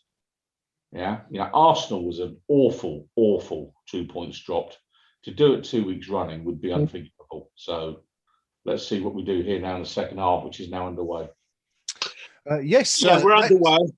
I was just going to say, we're underway. We've had one change for Wolves. Fabio Silva is on, replacing Daniel Podence. Podence was obviously he'd been out for quite some time before this one, so a full game obviously maybe a bit beyond him. But Fabio Silva on for Podence. Traore's now got a cross in from the right hand side, and it's fallen. Oh, Wolves should have done better there. Again, played into our box. Clearance goes long, and again, Bowen's never really going to win an awful lot in the air, is he? This is what worries me. Not sure that was in the box, I think. But they really should have done better. They had men spare and tried to be a little bit too clever, and it was cleared. I'm wondering why I missed the start of the second half. My stream had actually frozen, so apologies for missing that. Rio, we didn't get a chance to. I wanted to look at the KUMB.com forum match thread just to see what everyone else's views were on that first half. Have you got a quick summary of the best comments for us there? There's a lot of anxiety thrown about. I think it's best summed up by a new poster, Levi Stubbs-Tears. Who has decided to quote Simon Garfunkel with just the line, "Hello, darkness, my old friend," because I think he can anticipate what's coming. We can all see the problems. We're attacking like Barca and defending like Barking. It's not a happy mixture at the moment. El Broco 71 has put, this is a little bit of a positive. Defence only looks shaky because we're playing such a high line with a lack of pace, but we don't want to sit too deep and invite pressure. We'll get a couple of early chances in the second half, and we need to take them. We never make it easy. Maca 1973, we want Benrahma in for Noble. They're terrified of players running at them. Only way to play it in the second half. Lingard, Benrahma and Arthur get at them at every opportunity. Super Soul Fighter, what a great first half of football, showing that Sky, that there are more than exciting teams out there than their beloved top six. Wolves deserved their goal. It's fantastic play by Traore. My gripe from our point of view is Noble was sliding in wildly. He should know better than that. Just try and run Traore out of play, or at the very least slow him down for others to double up on him. We've given away possession a couple of times with some sloppy passing. On the whole, we've been good value. Can see lots more in the second half, though. That's trying to put a positive spin on it. Otherwise, it's like Nostradamus predicting the impending end of the world. Because, as we've all seen, 3-0 is never a comfortable score for West Ham United. And has there ever been a case of a team throwing away a 3-0 lead twice in 2 games? Well, I'm not sure if it's happened twice in a season. We looked at this stat, didn't we, last week? And it's a rare thing indeed for a team to. When was it? West Brom, wasn't it? We were last involved in a 3-3 game when someone led 3-0 before the Tottenham game, and of course, it's now happened twice in a season for the Hammers. Surely it can't be 3, but you never know. It's been a strange old season for sure, and. Who knows what lies ahead. It is, of course, still 3-1 to West Ham, but we're already more than 5 minutes into the second half. So it's going sort of all right so far. Pinky, do we have a quick summary from the Molineux mix? Was there, any sort of bright signs from the home fans there following that? What hopefully will be a consolation goal by Dendoncker in the final moments. Not really. I mean, it's not a happy place at the minute. They are hugely critical of their manager, which I think, what short memories one or two of them must have, if that's the case. Because I think they've had a couple of in recent times, the last couple of seasons would have been some of their very best, but no, they're massively underwhelmed by their defensive capabilities, almost unanimously. I think they're really struggling defensively, and the general view is they've spent money, perhaps not spent it well, but there is an absolute consensus on Molineux mix that Wolves cannot defend at this point in time. Which, when you think back to their first season back in the Premier League, that's what they were very good at. They weren't conceding that many, but they do seem to have lost their way a little bit. And I guess it happens to all teams. Certainly happens to us often enough. But no, there aren't many posts in there saying we're going to win 4-3. Let's put it that way. Okay, good stuff. Gnome, back to the game. Where are we? Just a bit exasperated there because the Wolves sort of move, or whatever you want to call it, broke down. And instead of putting our foot on the ball and trying to keep hold of it, there was just an aimless ball played into the Wolves half, which it's immediately invited the pressure back on. We've got to keep it better than that. We really have. Which we're trying to do now anyway, as we play the ball out from deep. And nice ball in from Noble, and now this is promising. Lingard out on the left wing,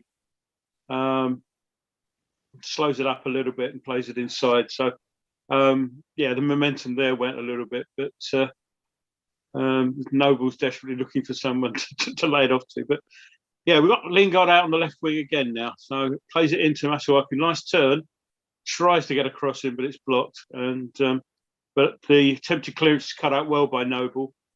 Again, plays it down. Masuaku gets a cross in, and I think that's a corner, is it? It's a corner, yeah. Yeah, just couldn't quite see where the ref was pointing there. Some good work there. Firstly, from Noble to step in and break up the clearance, if you like. And it was a nice little ball outside the fullback to Masuaku. So corner at West Ham, which will be Cresswell to take on the our left-hand side, right, and usual sort of argy-bargy going on in the box at the moment. Noticeably, Sky are focusing on Souček and Dawson, who've got a good record from corners. Corners taken across, it's bouncing around in there.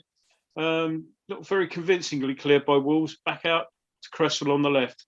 Oh, should have scored. Oh, got to score there, son. Again, Bowen, not the tallest of the world. Lovely cross from Cresswell.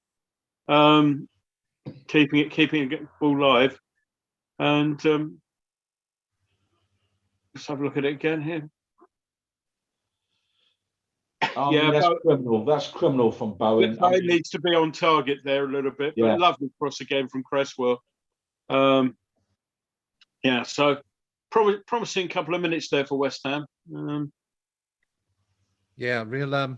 Real good opportunity for the Hammers there. Very reminiscent, known with that first half chance for Wolves at the same end.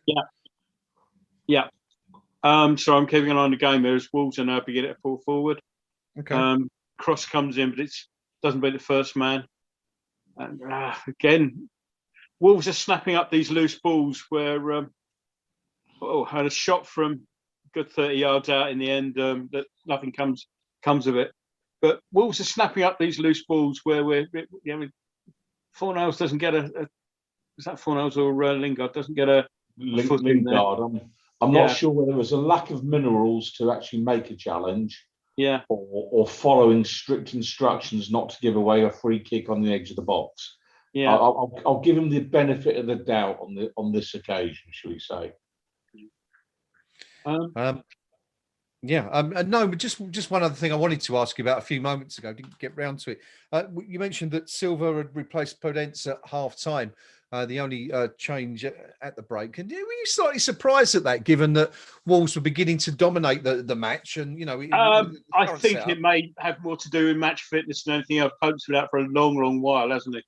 He's missed about 7 or 8 games, and if he wasn't quite right, I think that's probably more to do with it. Okay, good stuff. Good stuff. But, 56 minutes gone. Wolves still trading West Ham 3-1, no goals since the halftime break. One player who's come back into the side tonight, we spoke about him before the game, Rio, Arthur Masuaku. Been very lively, isn't he, so far? What do you make of his performance so far tonight with nearly an hour gone? From an offensive point of view, he's been very good. He's made a couple of excellent little passes. His quick feet have been a real asset today. He's created a little bit of space that way. Defensive-wise, there's always that worry, isn't there? But, so far, so good. There's a couple of comments on the forum, actually, that just got to find it. From Sticky, Masuaku is just so cool in possession. I can see him scoring tonight. I'd like to take issue with that because every time he does get near the box, he seems incredibly wasteful.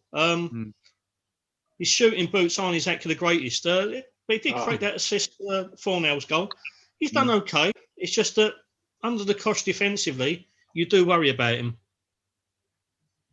Yeah. Okay. Good stuff. Interestingly, just to point out that Craig Dawson can now officially become a West Ham player. At half-time, he reached the minimum time required for West Ham to turn that loan deal into a permanent contract, so we understand. So I think it's about £2 million was the agreed fee. So, I thought that happened a while ago, but maybe not. Okay. Interestingly, and I couldn't see who it was, but just after the interval, Moyes appeared to be talking. I couldn't quite see who it was. Johnson was talking. Huh? He's talking to Johnson with Kevin Nolan. Yeah, I thought it was Johnson because I just looked away and then looked up, and it just sort of moved away just as I looked at the wrong moment. So, as if to be giving him instructions, but obviously it's a substitution that hasn't come to fruition. There's been no change, but that was a good good long while ago. It would have been technically West Ham. After 20 seconds, it seemed enough. Yeah. 58.5 minutes gone. Wolves 1, West Ham United 3. Quick score update from tonight's other big match. Stephen Hendry wins the third frame against Jimmy White and leads 2-1 in that World Championship qualifier. The two old boys hammering it out once again after all these. Pinky. Yes! Yeah! There at last. Oh, Flag up, is it? VAR. VAR for handball. They're all saying it's come off an arm. Let's have a look. We have a goal, gentlemen. We have a potential goal. Yeah. Well, tell us who. So Bowen shoots. Keeper saves. Has it hit his arm? I don't think so. I'd need another angle for that, really. You can't really tell from that angle they've just shown. They've said it has 3-1 still.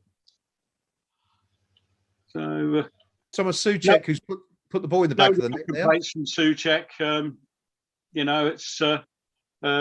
didn't seem too miffed about it, so maybe it did. But the angle they showed there, it was not very easy to see. But I think Oliver had probably seen enough with his own eyes to give that one then. West Ham, which is unusual for him. We thought we had a fourth, but no, it wasn't to be. Another one ruled out by VAR, so it remains 3-1. We are at the hour mark, and the Hammers still hanging on to that advantage they held at the break. Pinky, what do you think? We're sort of getting to that time now where I guess we've seen Johnson being spoken to by the coaching assistants, Kevin Nolan on the side there. Do we think there's a change coming very soon? Yeah, you think they will, but part of me thinks that's more of a planned move. You know, we spoke about Masuaku being out for five months or so. Yeah. I wouldn't be surprised if it had the hallmarks of give us an hour, Arthur, then we'll hook you. I can't see them risking him for 90 minutes because that would inevitably lead to another injury. So I would think Johnson for Arthur would be a logical move. Another chance for Wolves there. Long ball played down their right-hand side, our left. Got him behind Cresswell. Turned back onto his left foot. Cut into the box. Fired a shot. Straight at Fabianski. Fabianski didn't hold on to it, but was able to just palm it down and gather. So another shot on target there for Wolves if you're keeping your stats. Yeah, I mean, Neto, once again, he's been very lively tonight, hasn't he, Gnome? I've been involved in pretty much everything. Yeah. Maybe should have had a goal first half, I think, really. But it was a good ball as well because it caught Cresswell on his heels. Cresswell did well to get back, but Neto sort of had the time and space to weigh up his options there as Wolves come forward again now. Central midfield, out to Neto again on the right-hand side. Arthur Masuaku is looking closely at him. Neto, in the end, sort of plays it back to Neves. Back with Neto again, who can now run at Arthur. Plays it outside. Cross comes in. Ooh. It's still with Wolves on the edge of the box as they try to work a cross in, but that cross is blocked by Soufal. Nice touch from Bowen as Lingard takes it away, but gets kind of overruns it a little bit, and the ball's back with Wolves. Still 3-1 to West Ham. Rio, we touched on him a few moments ago. He had the ball in the back of the net, unfortunately ruled out by VAR. Thomas Souček, how does he look to you tonight? Does he, we've seen a couple of comments, David O'Rourke on live chat on YouTube saying that he perhaps looks a little bit leggy this evening. Played an awful lot of football lately, and of course, throughout the season. Is he sort of struggling a bit out there tonight, do you think? Not quite at his best? It's a very weird one to call with, Tom, because he never imposes himself on a game hugely, Does a lot of work, and he's done a lot of running tonight, but you never really notice him at times until he pops up with that crucial goal, that crucial header from a set piece. But it does look a little leggy, and he's got every right to. I mean, gone are the days where you used to go on an international break and you play 2 games at most. He's played 3 games. It's a lot of work for players on international duty nowadays. And if he's looking or feeling a bit tired, he's got every right to. But with Declan out, we've got no other option but to play him. Yeah, it's still a massive threat from set pieces, and we can't afford to give him a rest. That's the bottom line. Certainly can't now. Declan is going to be out for a month or more. No, Wolves, pretty much controlling everything here for the last few minutes. Sorry, is that mate? Didn't quite catch that. Just saying that Wolves have pretty much controlled the game for the past few minutes. But Neto fashioned a shot there, but it's been refreshingly low on sort of heart in mouth moments. Really, had a lot of possession, but unlike the game against Arsenal, where we were. We made it a little bit easy for them. We're not this time. They're struggling to break us down a bit, which is good. I'd still like to see us when we have the ball, pushing forward and as I say, we're not keeping hold of it nearly enough. It's got better, but Wolves have reduced there to playing sort of chip balls up to the halfway line, which now we're going to see the change that we were looking at. There's Johnson there. We did see Stuart Pearce running up to the seats earlier on, so obviously that was the message. Yeah. As West Ham give a free kick away, about 25 yards out. There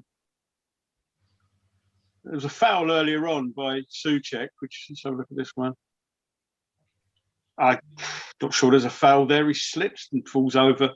Maybe the earlier one by Souček, but yeah. Yeah, I think Noble just touched him enough before the challenge from Diop, but he's given it because he should have given it for the Souček. Yeah, he should have given the Souček money.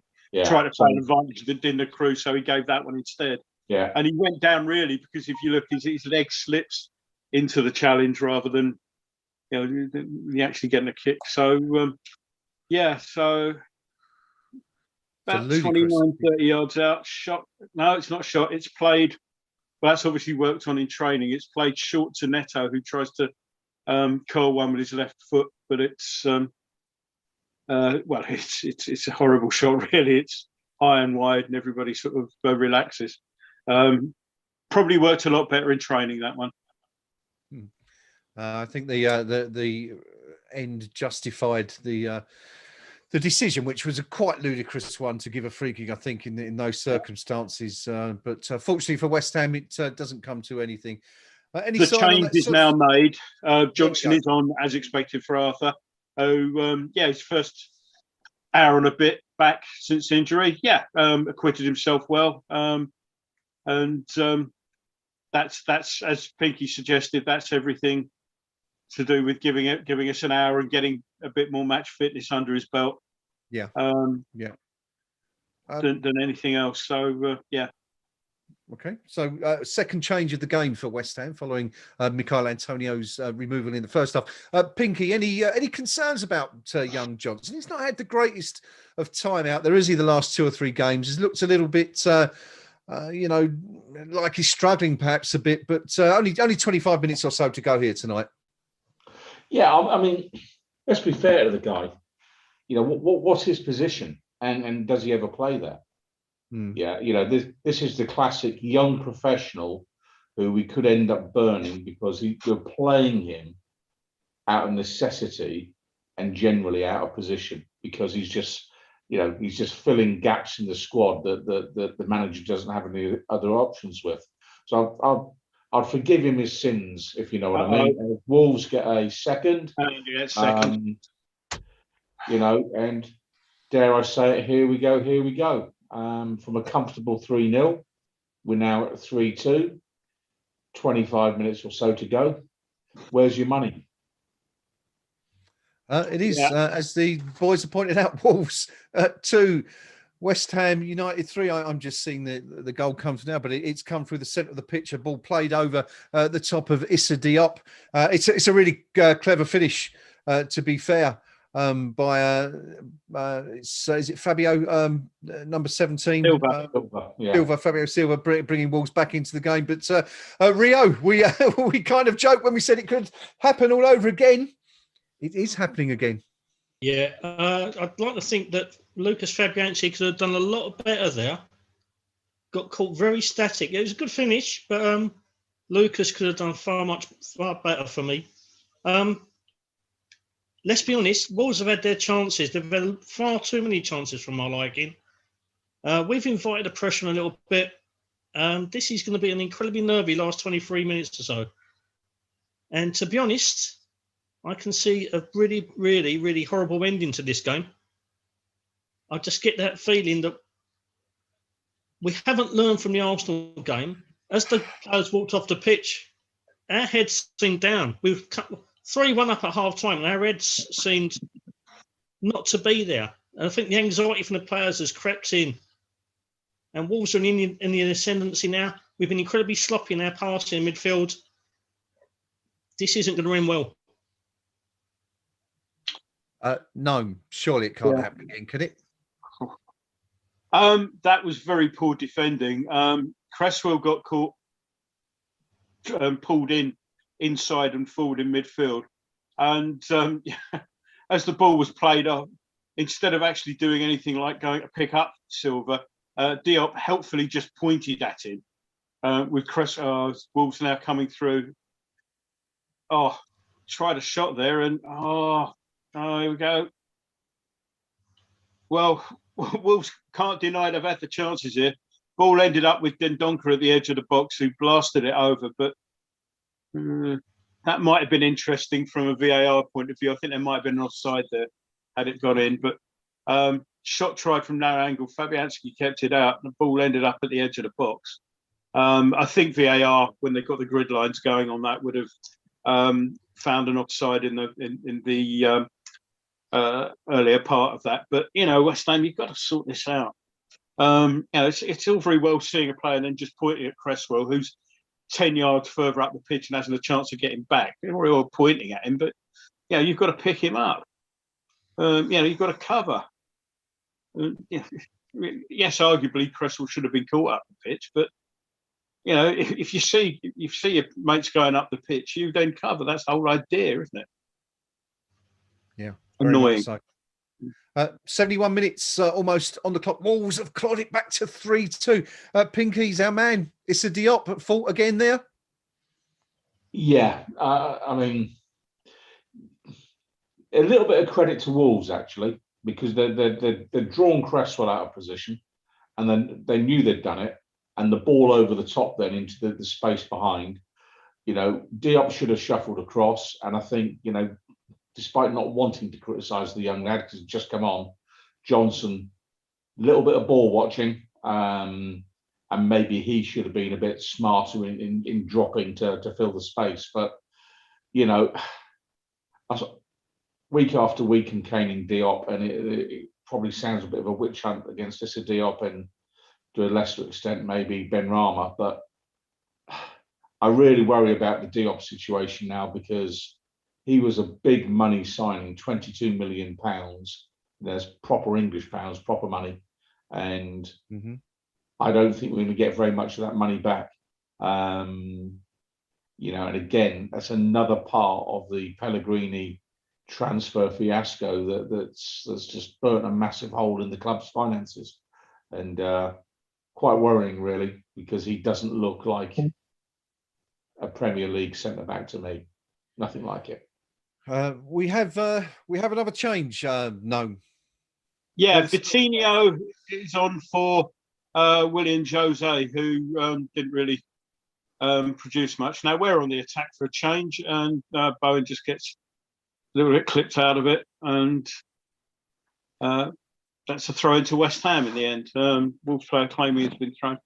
Yeah, the attempts have just come up. Wolves 18, West Ham 9, which says really what's been happening since the last 5 minutes of the first half. Well, West Ham trying to work some space here. I think 13 of those shots were in the first half for Wolves, weren't they? So they haven't exactly been, knocking the door down, as it were, in the second exactly half. as I was saying beforehand. We were dealing with it well, but we it was only going to take one sloppy piece of play, which is what we provided with them. But up to that point, I really didn't think that. Sorry, just laughing. A throw-in, clever in theory, throw into Bowen. Just saw him fall over as he was trying to hook the ball back. So goal kick to Wolves. But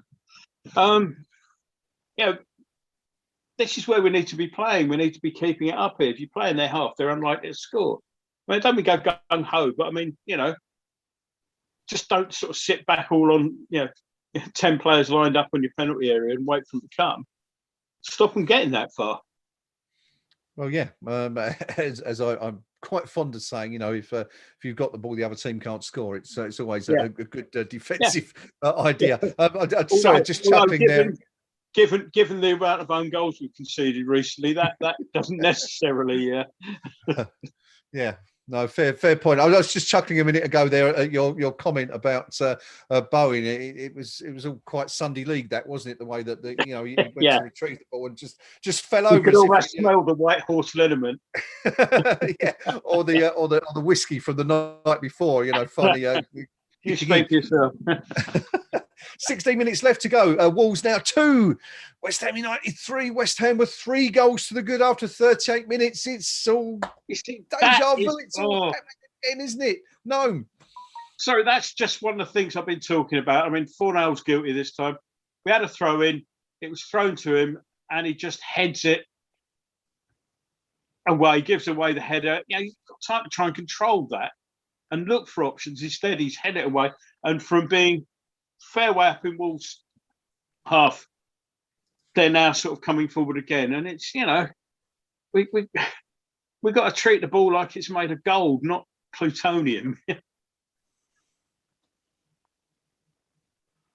Yeah, and Wolves pushing on now from David Moyes, perhaps to signal to somebody else to get ready to come on. So think we might see another change in a minute. But yeah, I mean, what Fornals did just a couple of moments ago, we're in control of the ball, and he just heads the ball straight to the Wolves, and it's like, not really what we need at this point. I don't know if our investment advisor Mushy's still tuning in, but I'd be interested to know what the odds on a 4-3 Wolves win would be.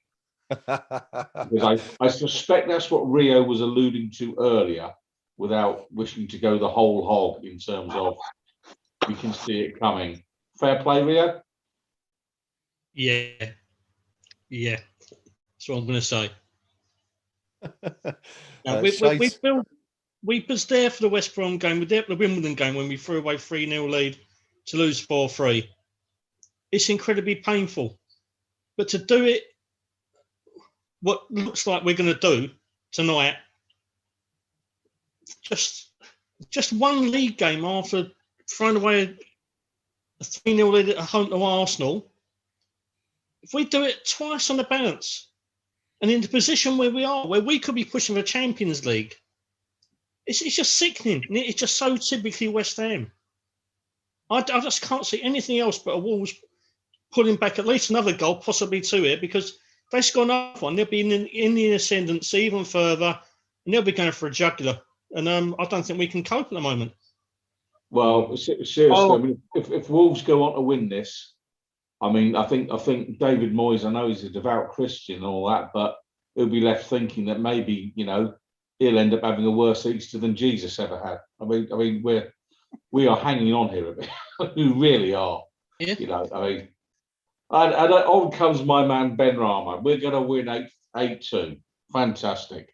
Well, I was going to ask you actually who you thought might be coming on, but I guess unless it was a sixth defender in the shape of Balbuena, it was pretty obvious who it was going to be. But who's the change for, Pinky? Who's gone? Fornals. Fornals has run himself into the ground this evening. Yeah. And there you go. Ben Rama's got a quarter of an hour to show us what he can do. To be fair, this is a Wolves defence that doesn't like people running at it. So maybe feed the ball into Ben Rama and just run at the Wolves defence and see what results that will yield. West Ham's final change of the evening, barring any concussion substitutions. Said Ben Rama coming on for Pablo. And of course, let's not forget that Pablo Fornals himself has been sidelined through injury, for a little while, and is only just making his comeback like Masuaku. So done exceptionally well. And of course, scored that really, really superb, technically excellent goal in the first half to put West Ham 2 goals up, and it could yet prove to be a very, very important goal in terms of how this one pans out. We are rapidly approaching the final 10 minutes. West Ham still hanging on here, 3-2, but we shouldn't be hanging on, Gnome, should we? We should be coasting to victory by now. Yeah, I'm just keeping an eye on Souček. He's down at the moment. He's got his boot off, and I'm not quite sure what happened there. No, I mean, say we should be coasting. We've stopped playing. We've stopped playing with any sort of attacking intent. It just seems to be that we're there to stifle and nothing else at the moment. Now, the fact that we've just brought on Ben Rama is a little bit worrying on the grounds of. If Souček is injured and can't go on, we're down to 10, which really would be a sort of last 10 minutes to worry about. There's Noble there trying to chivvy everybody along, sort of cheer everybody up. Just sort of, they're taking their time with him, which is not something you see often, is it? Souček go down, and he's not the sort of player to play around if he's not genuinely injured. Yeah, it looks like it looks like it might be a little bit of blood there. So if it's just that sort of injury, it's not going to be muscle or anything too heavy. It's sort of wiping down his boot there, I think, as well. So he may have just caught something at the edge of the shin pad or something. And, he's doing his boot up now anyway, so it looks like he'll be okay. And yeah, there is blood because we've now got the situation. Players go off to change their shirts if there's a blood injury. Well, there's somebody wandering around with a pair of socks. So, definitely not a Sunday League situation. While we're assessing that injury to Souček, Rio, should we have a quick look at the KUMB.com forum match thread and just see what the latest comments are? Not too favourable, one would expect, given the way the second half has worked out so far. Anxiety is going to overload here. Just going back to the second goal for Wolves. Smuts has put, he's behind you, Diop. It's the same old story. We're cruising, end up throwing away. We can't defend for Toffee. Mr. Surike, we've got two left backs on the left centre back, and he's walking through completely unmarked. It's an absolute disgrace. Chapo 59. Cresswell and Diop really can't defend. It is so embarrassing. Kent Hammer 1984. 3-0 up again, and we're looking like world beaters. We just let another team back in. This game's going to get away from us quickly, and I really wouldn't be surprised to see us lose it. Hello there's put, we're going to win 2-4. I can feel it. Glad you can, mate, because I can't. And 3 Dicks has put, Wolves have worked out we don't not be impressed. We're always like deers in the headlights when we get to a 3-0 lead. It's just unacceptable. There you go. Was that it, Rio? Was that? Yeah, it's more of the same all the way. It's just complete anxiety and woe is me, and I can do that on my own without the rest of the forum shipping in. You know what I mean? Yeah, I think we're doing a pretty good job, aren't we, so far? It's still 3-2 to West Ham. 7 or 8 minutes left to go, Gnome. Yeah, just a promising move there. Ben Rama fed Lingard, who turned into trouble. And again, it was just given away far too cheap in a promising position. And now Wolves are back on the attack again. It was a promising position, and a goal at that point would sort of cross comes in, but it's one of those ones that everybody leaves, and you worry about sort of creeping in at the far post. Thankfully, it's wide, but we nick a goal here. That pretty much puts the game to bed with a bit of luck. But it was just given away far too cheaply. Benrahma's first touch, I think that was useful ball into Lingard. So, but we need to be making more of those sort of positions. Yes, we certainly do. Dan Das Nutnock says that there was a big cut on the back of Souček's foot that was responsible. Yeah, it's definitely blood at the back of his. He got caught. There was blood at the back of his sock there. I don't know if he was forced to change it if the blood sort of rule applies to socks, but I think he came pretty much straight back on. We're rapidly approaching the end. I mean, the hammer's still hanging on here. It's 6 minutes plus whatever stoppage time is going to be allocated to go. You would expect a little bit of time given the 6 substitutions and the injury to Souček that required a bit of a check. But we're hanging on in there, Pinky. We're hanging on in there. Yeah, just about. And how much money would you put on it though? That's that's the point. I mean, this is going to be a very long 10 minutes or so. I think the Souček situation took about 4 minutes. So, there's probably the best part of 15 minutes still to go in this. I'm not too sure. Moyes has played all his cards now, and who's that down? Lingard, yeah. It's a nasty little click, and rightfully, I think it's Neves has just got a yellow for that. That was a nasty, painful little sort of little run of the studs down the back. I think if you have a look at it. Yeah. So, if we hang on, Moyes will be vindicated to a certain extent, and the players will, because they'll say, "Well, we got the 3 points." One shudders to think, though, if we concede a goal, or dare I say it, 2 in the last 10, 15 that we've got here tonight, you know, a European spot could evaporate and we could be staring at mid-table, which not the worst ever, but it would be a disappointing end to what's been a pretty good season. So we've got a crossing coming in here now, easily cleared away by Wolves. And Wolves West Ham throw. By the looks of things. Just moving away from the football very briefly. Stephen Hendry has gone 3-1 up against Jimmy White. West Ham side. We don't know, and we don't know what's happening in the hot dog competition. But hopefully, Pinky can bring us up to date with that one. Maybe a little bit later on. It was Nathan's, wasn't it? I'll be participating on full time. Participating virtually from 3,000 miles away. I could do a few hot dogs myself right now. Actually, that made me feel a bit hungry. But, 69 in 10 minutes. I mean, unbelievable stuff. Unbelievable stuff. I mean, they do slip down rather easily, but what were the expected vomit stats from that then? It makes you wonder, doesn't it? Yeah. 4 minutes of normal time left to go. Wolverhampton Wanderers 2, West Ham United 3. The Hammers clinging on to a lead that would catapult David Moyes' side back into 4th position in the Premier League. Were we able to hang on? Talking interestingly about the betting odds, I'm just wondering now if the odds for West Ham winning this game are probably wider than Wolves equalising, given what we've seen, tonight and in the last match against Arsenal. But again, we give it away. Again, we give the ball away. We're all having heart attacks.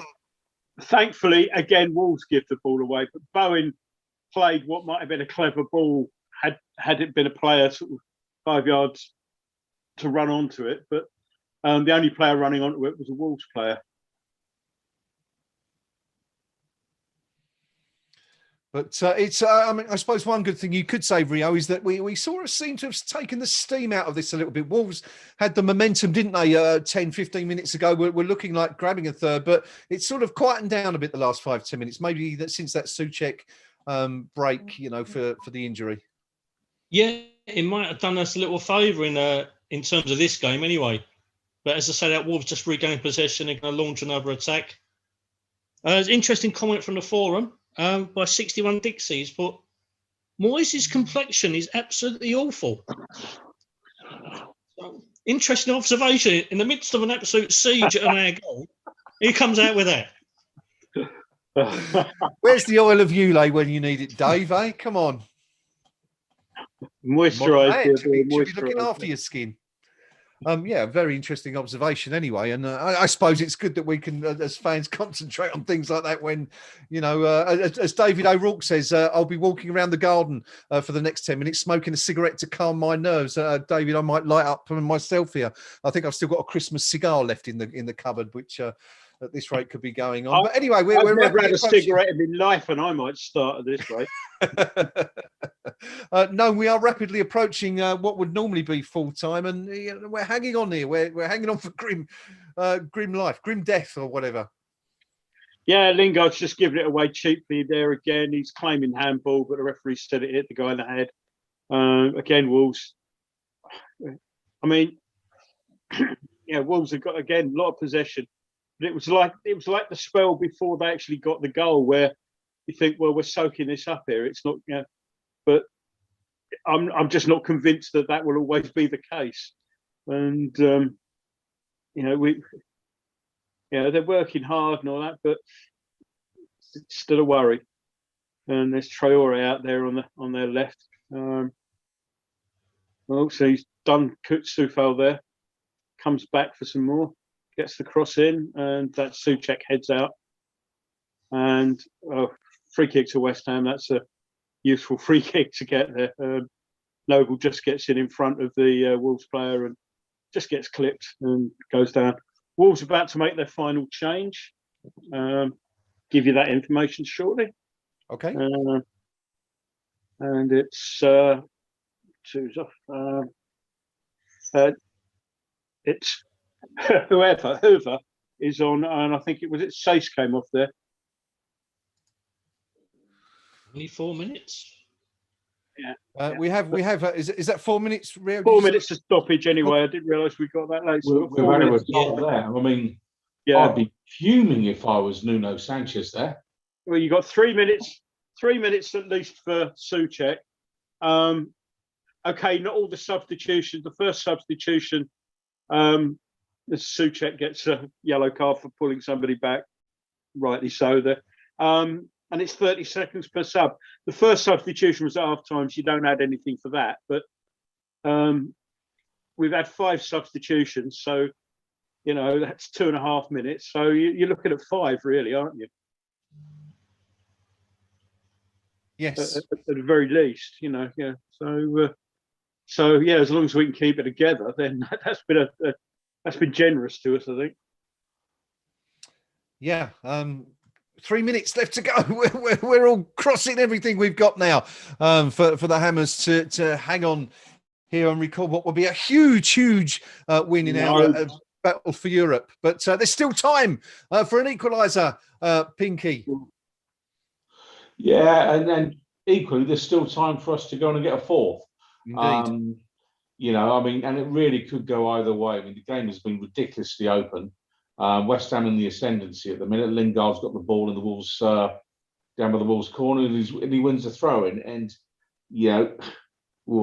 2 minutes 15 seconds away from the end. Just as slowly as you can, please, guys. And just try and see the game out. Be professional. But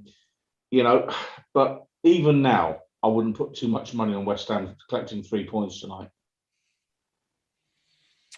Well, it's getting close. There are only a couple of minutes to go, plus whatever time Michael Oliver deems necessary to add on, a minimum of 4 minutes to play, and we're halfway through that now. We really are counting down the seconds, aren't we, tonight? Yeah, this is borderline terrifying. It's actually this last 30 seconds, not 50 seconds, has been quite professional. We've killed the ball, got it into touch a couple of times with absolute aplomb. But there's still far too long. Lingard's just picked up a yellow card. It was coming because we had the throw in and he picked the ball up and then dropped it. And Oliver had a word. So then he picked the ball up and then just held it above his head as if he was going to throw it for about a good minute. And it was, the yellow card was as inevitable as it was deserved, really. He was definitely wasting a bit of time. So we're in the last minute now, and Wolves are going to play it long up towards. Careful, Diop hooks it away for a corner there. So we've got a corner to face. This will probably be the last chance. So let's be tight, everybody. Worried-looking Moyes there, rightly so. The corner is on the Wolves' left, our right. Really, I wonder if Diop might have done better to try and put that in. Corner's played across and it's cleared first time. Benrahma comes out with it. Oh, not quite. And back on the halfway line now. We've got 15 seconds left. Ball out on the left wing. Wolves desperately trying to get the ball into the box. As they do, played in, but that'll go straight through to Fabianski. Lingard's done a hammy. We might get a point out of this now. Lingard's done a hamstring. Yeah. I think we saw that a minute or so ago, didn't we, Pinky? He pulled up down by the opposite touchline. But it's not looking good. No, it's not. And, a moment of, dare I say it, petulance just after being booked for chucking the ball away. After the whistle had clearly gone and the ball had gone out for the subsequent throw, he hooks the ball away, gambling that the ref can't book him for that. But he's in doing his high kick. He's just, I think, put a little strain on his hamstring there. Hopefully not a full tear, but that's it. We've got the points, and I mean, for a while there tonight, it looked like David Moyes was having the worst, Easter weekend since Bob Hoskins. I mean, I'm not joking. we were bloody hanging on there at the end. We really were hanging on, and we never learn. I mean, I don't know. If I'd been there tonight as a travelling supporter, I'll be coming out of that game now buzzing. We'd be absolutely buzzing, and we'd be going, great game, blah, blah, blah, all of that. But something's happening here. Oh, Lingard's getting involved with a little bit of verbals with someone. Yeah. Just saw everybody running towards Lingard, and Lingard is still sort of giving it the verbals from quite a distance, and I think it all seems to have died down now. Well, let's come back to that in just a moment, and let's do our post-match summary before we look at that and everything else that's happened tonight.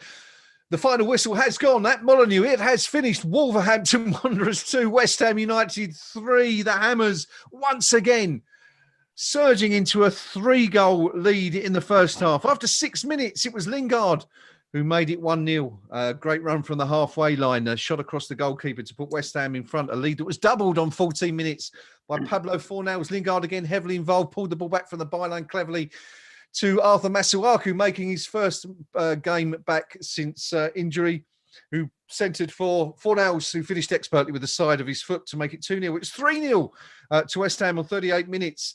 Jesse Lingard once again making a long run into opposition territory, playing Jared Bowen in. The substitute had replaced Michail Antonio only 4 minutes earlier. He fired across Patricio to make it 3-0 to West Ham.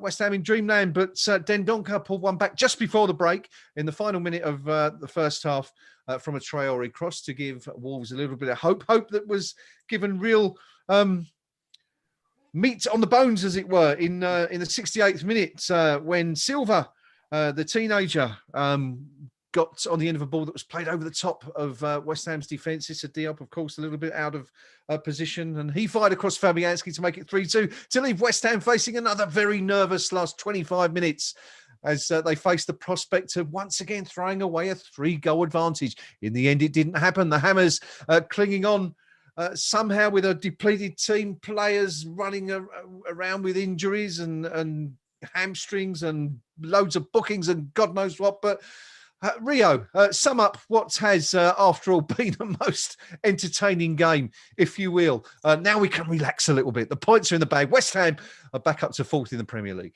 I think the word that I use to describe it, Graham, is breathtaking. First of all, in terms of our attacking prowess, 3 terrific goals, superb attacking football on the counter-attack by us. Absolutely amazing performance in the first half by Jesse Lingard. Then the massive turning point, Michail Antonio's injury completely changed the complexity of the game.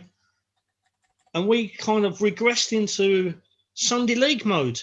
The breathtaking went from being impressed by the way we attack to being horrified by the way we defend. We allowed Wolves far too much time, far too much space. I can't remember us winning a defensive header until the last 3 or 4 minutes of injury time now. Every ball seemed to fall for them in the area, and we're just so lucky that they were so wasteful in front of the goal. It's unreal. They should have won that 5-3, 5-4. And we couldn't have moaned about it because our defensive abilities were, to be quite frank, absolutely abysmal. But we've held on. We've got a vital win. We're back in the top 4. We're clearly punching above our weight.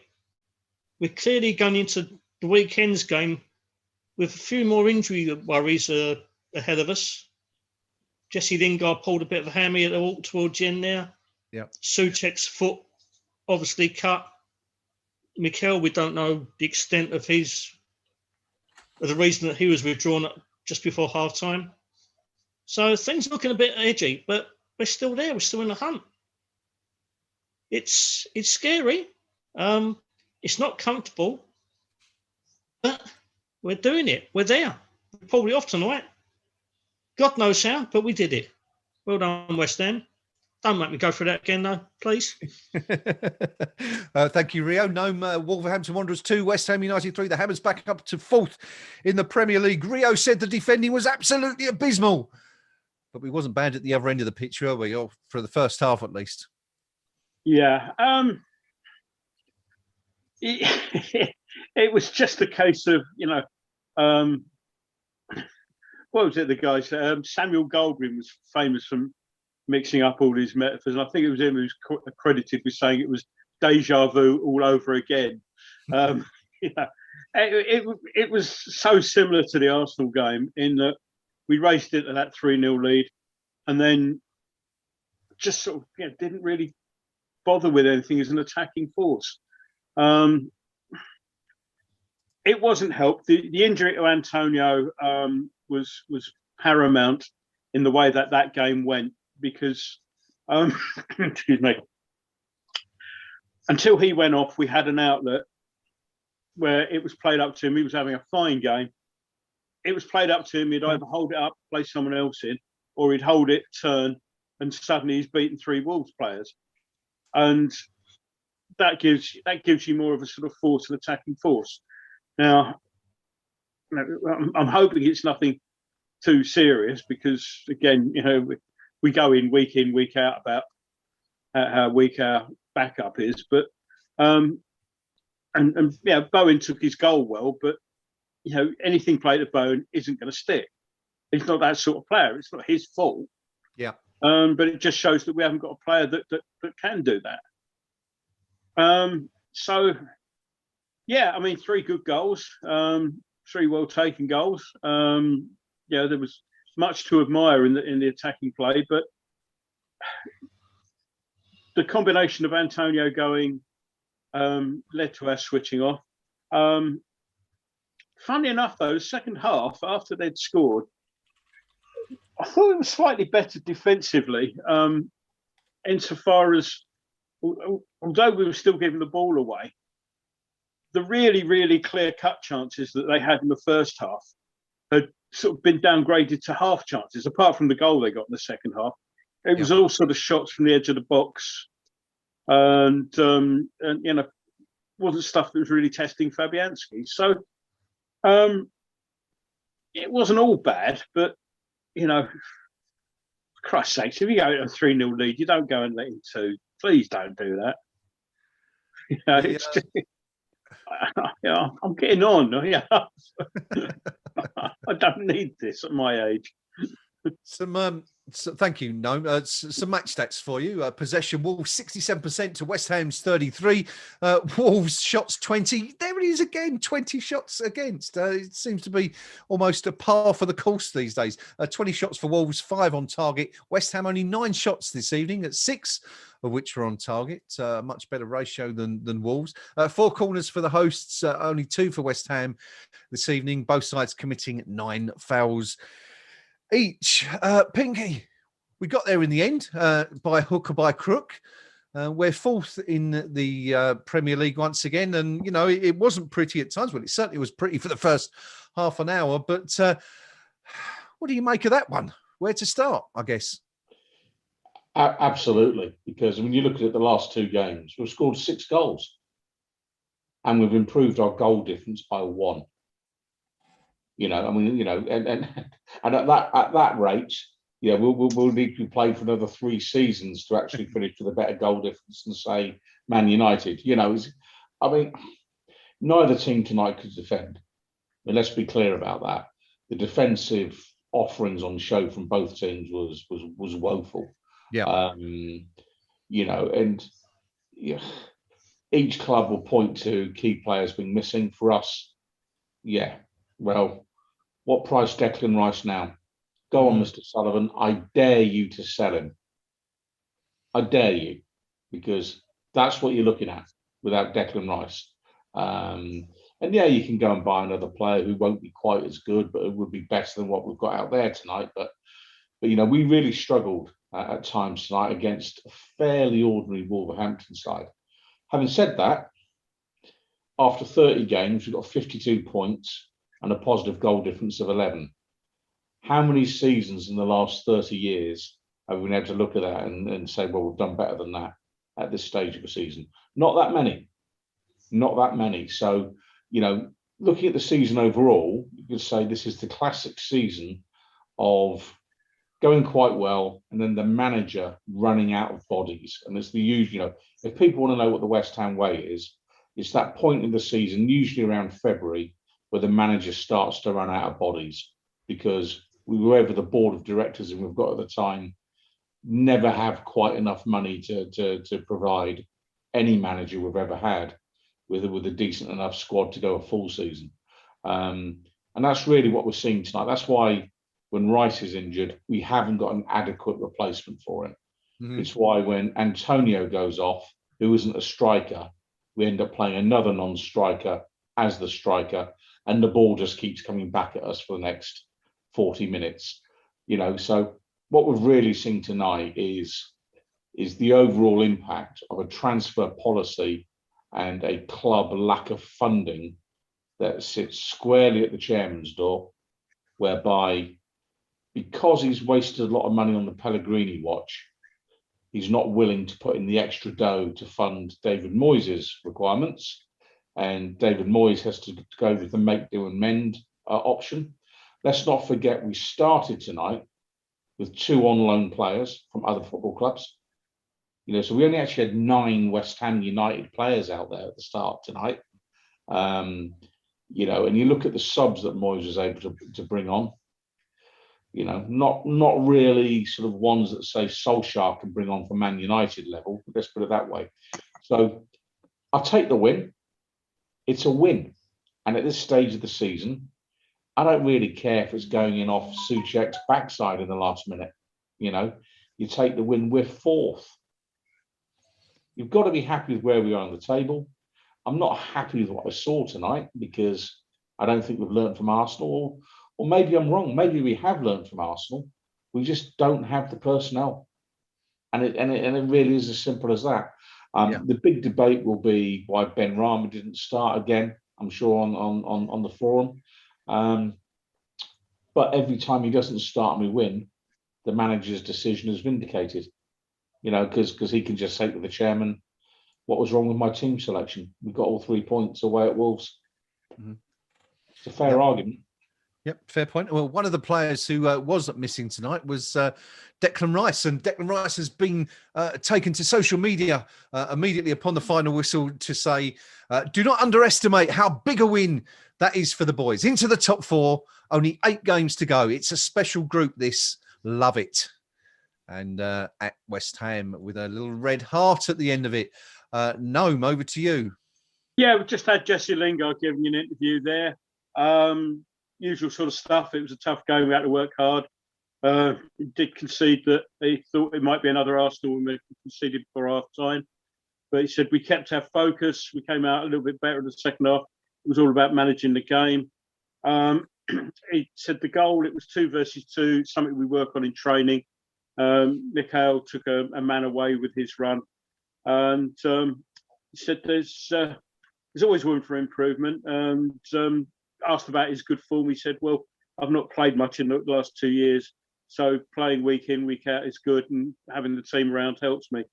And asked whether or not we can stay in the top 4. He said, well, it's about maintaining, keeping focus. We've got tough fixtures, but we're ready for them. So there you go.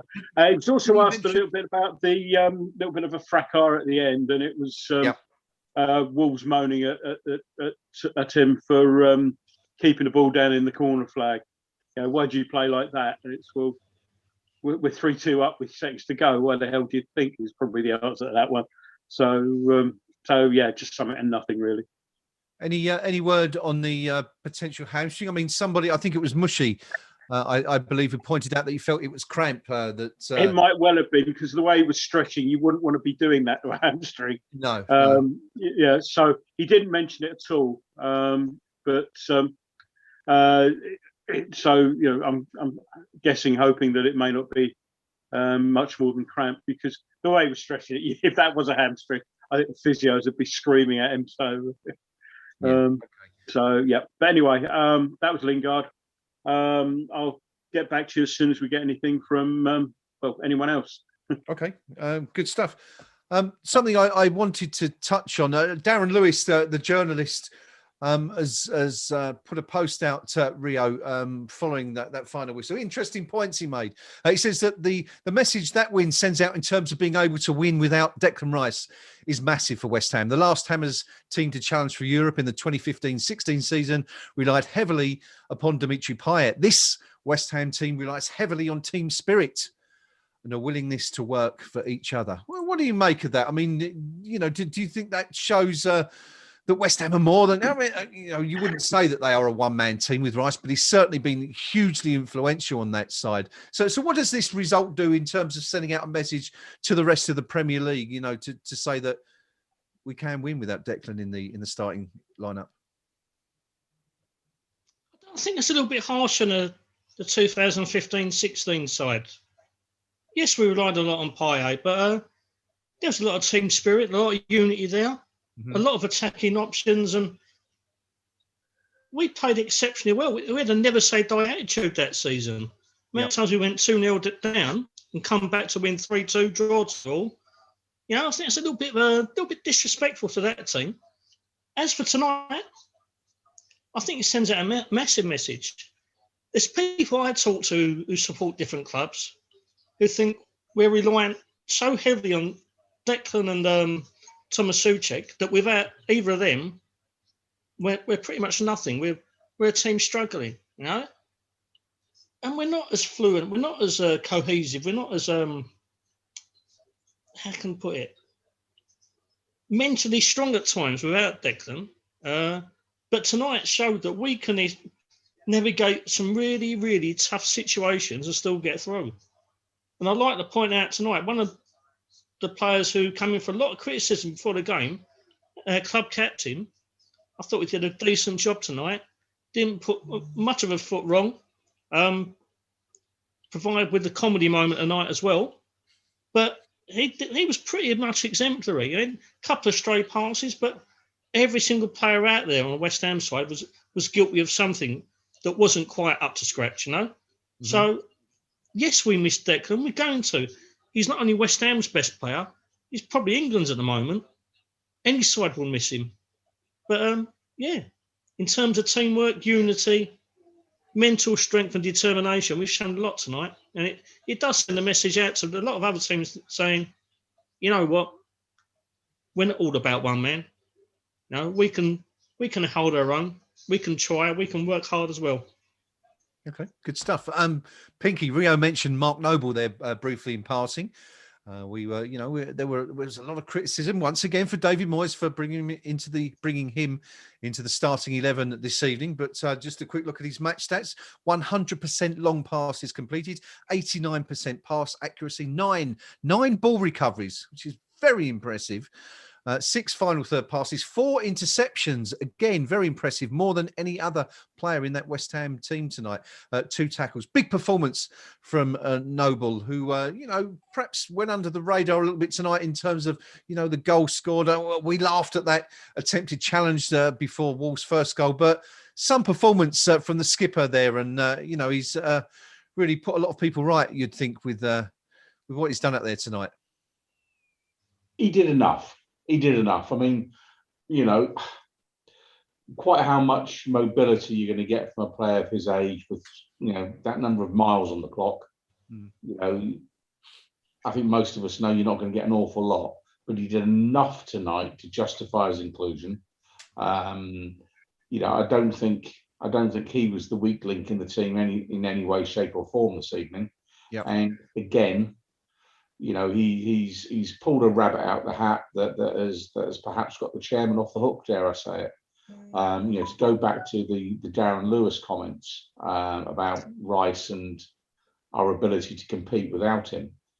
I think it's probably fair to point out there might be a perception amongst some West Ham United supporters that particular journalist, who's very good, by the way, might be a bit close to our chairman in terms of understanding how it works at West Ham United. If you're nice to the chairman, you might get to interview a player every now and again, that kind of thing. So I think he's been quite generous towards the club there. He also might be hedging his bets in the sense of there is just an outside chance we could finish in the top 4. And, he wouldn't be the first one to be taking a position, shall we say, that says, told you they could just about do it. And probably having not said very much about us for the previous 30 game or 29 games of the season. So maybe I'm being a bit harsh on Darren there, and he is trying to be generous. But if he's trying to convince us that we didn't miss Declan Rice tonight, well, sorry, mate, you ain't convincing me of that. We missed Rice, and we missed him big time this evening. We got away with it. I would file that result under we got away with it, just. But I'll keep going back to the Arsenal game last week or 2 weeks ago, whenever it was. We play Leicester City this coming Sunday. And currently we're 4 points behind them. If we hadn't dropped those 2 points against the Gunners, you know, we'd have been looking in a position where we could say a win against Leicester and we go above them. That's how expensive those drop points were against Arsenal. You know, an Arsenal Football Club that currently sit in 10th place on 42 points. So, you know, I don't kind of buy this, we're rock solid and all the rest of it. I think we're in quite a generous 4th spot at the minute. I think we can cling on to it if we have some luck. But I think the individual at the club we depend on more than any other isn't actually Declan Rice. I think at this point in time it's David Moyes. Because, you know, if you know Mr. Lewis wants to write a good feature on West Ham United, I think he could do a whole lot worse and seek an interview with our manager and just, you know, his opening question: how the heck are you in 4th spot with a squad as thin as yours? Well, what's the secret, please, Mr. Moyes? And that's the interview he wants to go and get. Yeah, I mean, you've kind of, it's almost as if you've read my mind there, Pinky, because the next 2 subjects on my notes to discuss here are top 3 ? And David Moyes, big praise due. So you've kind of covered those points there. But I will go back and ask the other guys about it. No, we're still waiting for David Moyes to come in, but let's talk about him first. Pinky's touched on it there, of course. This is a threadbare squad. This is a squad of, you know, 15 or 16 first-team players at best at any one point, pretty much all points during this season. How much praise is David Moyes due for what he's done this season? And what exactly, you know, is this a pretty unique situation we're seeing? A manager getting so much out of such a limited squad? Sorry, I had myself on mute because I'm just waiting for Mr. Moyes to turn up, who's likely to turn up very, very quickly. I'll tell you what I'll do then. I'll start with Rio and then come back to me because he's due on any second. Okay, good stuff. Well, again, someone else reading my mind, because I was just about to say I'll throw that one over to Rio instead then. So, Rio, to you, David Moyes. Incredible performance this, no, to get so much out of such a limited squad. Yeah, I mean, I can try and paraphrase Winston Churchill a little bit. Never has one man got so much out of so few. Because who would have thought at the start of the season, with such a limited transfer budget, a limited squad, that we'd be sitting 7-8 games left on the cusp of Champions League football? As Pinky rightly pointed out, had we beaten Arsenal, we'd have been sitting incredibly much more prettier than we are now, because the running's quite favourable. We'll take away the Leicester game. Mm-hmm. We've got Chelsea, who we all know are, I could call them the old, the thing that we call them, but I won't, because I don't want to get anyone into trouble. But we all know Chelsea have got a soft underbelly, you know.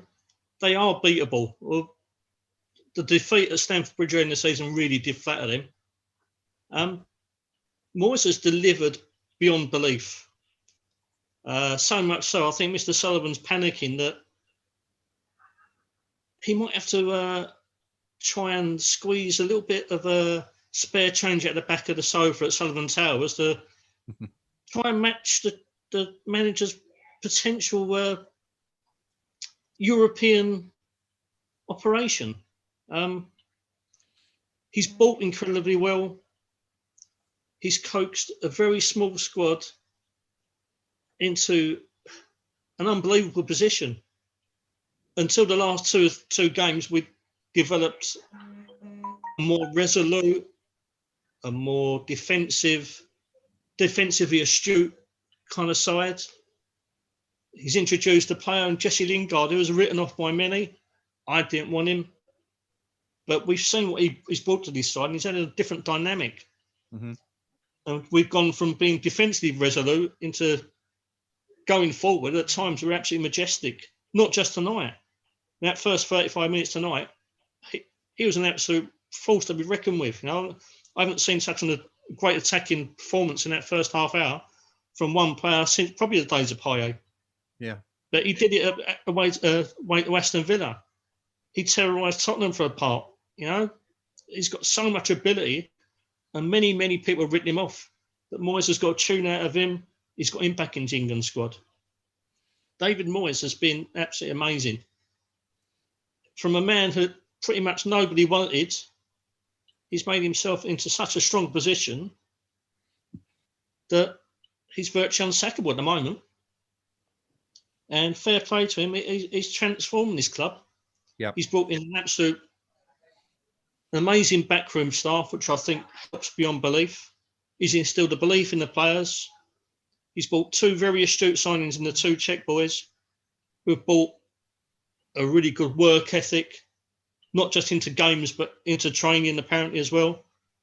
Yeah, you can't fault them out at the moment. There's things that we could tinker with and kind of really nitpick about, but that really would be harsh on the man. He's done an absolutely amazing job, given the tools at his disposal. When I say tools, I don't mean the playing staff, because he's rejuvenated them. Tools and the monetary aspect from above. Yeah, he's done an absolute wonderful job. Great stuff.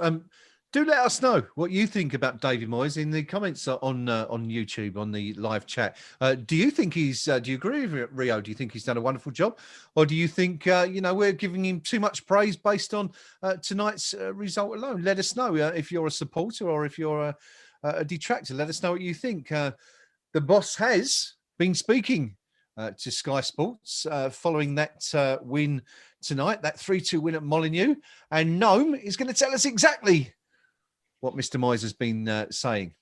All right. Well, the first bit, which wasn't the first thing he said, but he was asked about Michail Antonio, and he said his hamstring didn't feel right, and it will be assessed tomorrow. So we can confirm that it is Michail Antonio's hamstring that led to his premature exit from the game. On the game itself, he said the commentator said something along the lines of fabulous entertainment. And he said, well, yeah, but for the manager, it was torture. We scored 3 last week, we scored 3 this. Unfortunately, we conceded a few as well. It was really open. Both teams could have scored more. And to revisit, he must have been watching us. He said it felt like deja vu. He didn't say all over again. All over again. We didn't manage it too well. We were going to try and make it 4 instead of settling for 3-0 at half time. Some of our play in the first half was scintillating. Lingard was fantastic. Antonio played as well as he has for a long while for his first half an hour.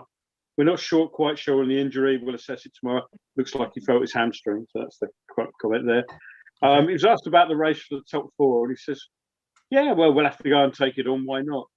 I'm hearing pundits talk about West Ham having a chance at Champions League football. Nobody would have envisaged or mentioned that last season. Can we keep it going? Well, we're going to try and compete right until the end. So, yeah, he's obviously happy with the result. I think when the dust settles tomorrow, the big thing for us is going to be, what does that treatment room look like? Yes, very good point. Very good point. With Antonio potentially, there it is. You've heard it first from Gnome. David Moyes saying about Michail Antonio that he will have his hamstring assessed tomorrow, and he was taken off as a precautionary measure because it didn't feel right. He lasted just 34 minutes, Michail Antonio, this evening, having made a really strong start. Of course, we didn't mention it before, but in the 3rd minute, of course, he hit the post. West Ham could have scored with our first attack. That Antonio effort that Patricio made a great save from. Pinky, coming back to what you were saying a few moments ago about Leicester. Now, we were bemoaning the fact that, had we beat Arsenal, we'd only be, 2 points behind Leicester and potentially could have gone above them when we play them this weekend. But of course, when we do play them, we can narrow the gap between us and the Foxes to just 1 point. Could West Ham finish in the top 3 this season? I honestly think the top 3 is probably a step too far, because would be depending on a Leicester implosion to some extent.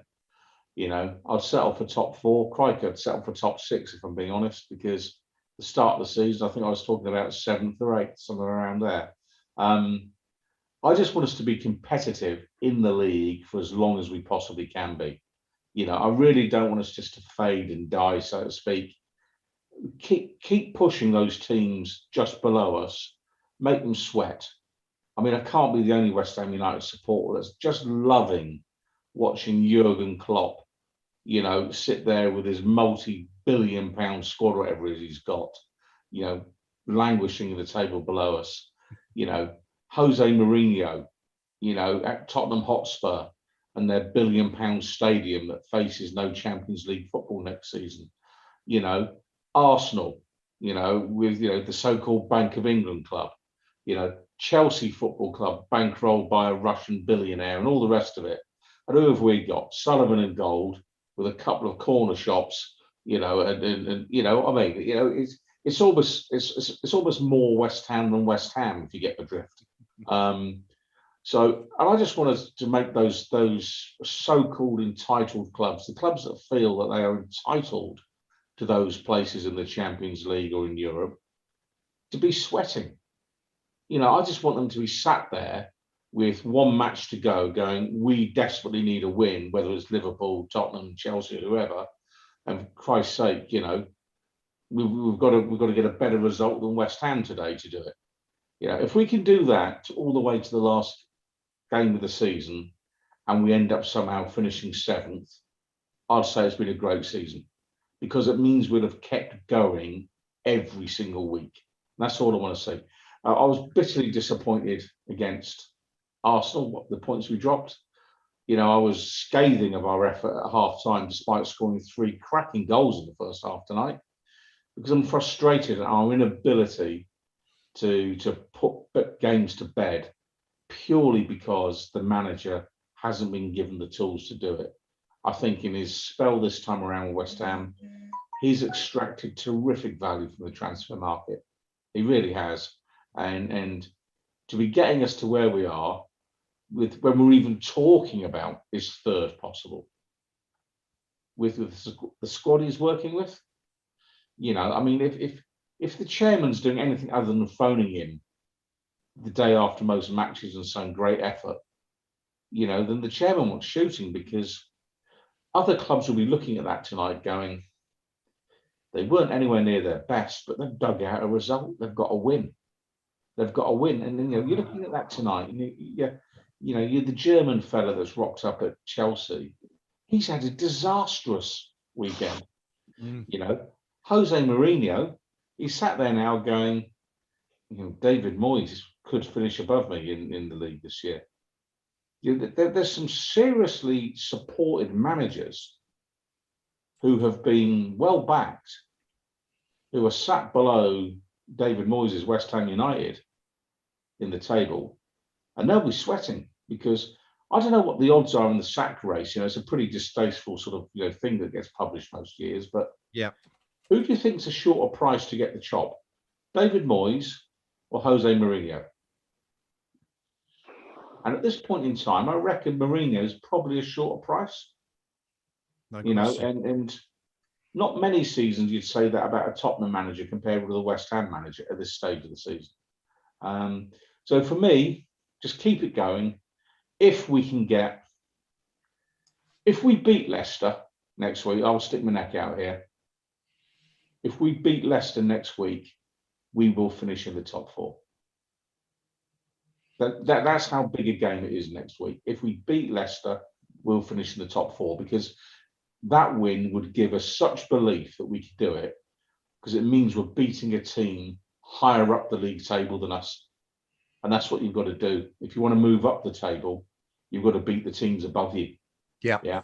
And I think Leicester, you know, is the last really nasty team we've got to play, is it? Have we got anyone else? I think we've got Chelsea. I don't know if they qualify. Everton, maybe.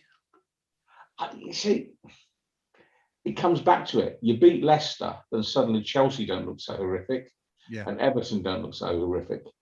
you know, and I think we've got Saints on the last day of the season, haven't we? Maybe for once, the fixture computer's been kind to us. Yeah.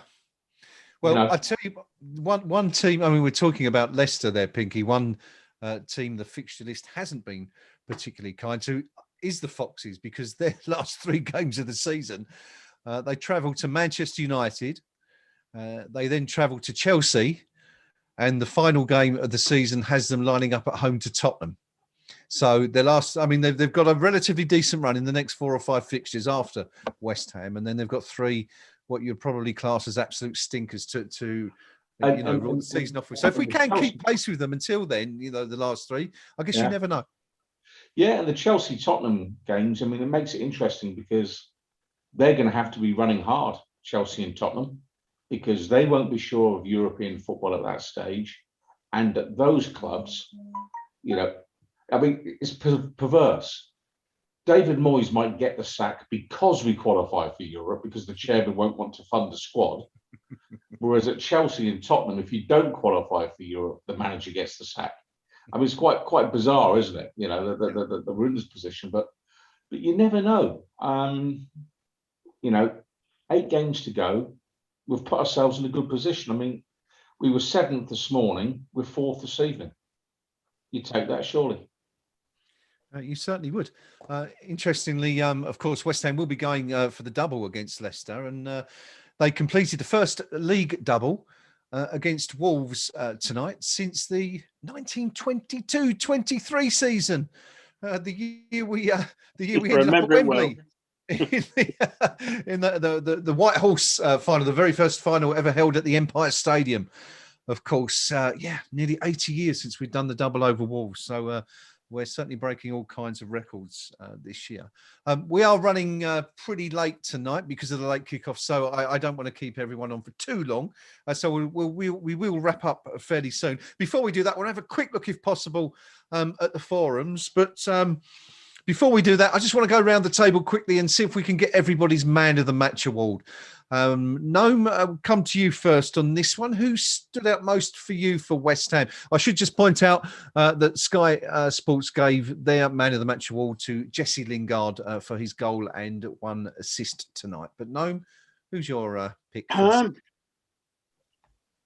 think I'll go along with that. It wasn't a game where anybody sort of really stuck out. The stat for me was they showed how many kilometres, whatever they are, the teams had run. Apparently Lingard was kilometres ahead of anybody else on that as well. He got through a lot of running. Couple of times in the second half, I thought he might have done a bit better with the ball. But the goal was the first goal was a peach, and he's worked for the second. I'll give it to him, and that's the strength of that. Okay, good stuff. Jesse Lingard for Gnome. Rio, how about you? Yeah, I can't disagree with that. Jesse Lingard again for me. The first 3, our 3 goals today, he played an absolute key role in every single one. Fantastic Michail Antonio finish for the first. Brilliant piece of Berbatov-style improvisation for the keep the ball in play for the second. And Maradona-esque in drawing all those defenders away for Jared Bowen for the third. What more can you say? Jesse Lingard, take a bow. Yeah, that's not bad going, is it, if you look at it from that perspective? Jesse Lingard for Rio, Jesse Lingard for Gnome. Pinky, hat-trick? It's a clean sweep for Lingard. I mean, the hardest thing in the game to do is to put the ball in the net. And, he's done that himself tonight. He's helped others do that. And he looked very, very lively, particularly in that first half. Less impressive was the moment when he's caused himself some problems, in a little bit of petulance, dare I say it.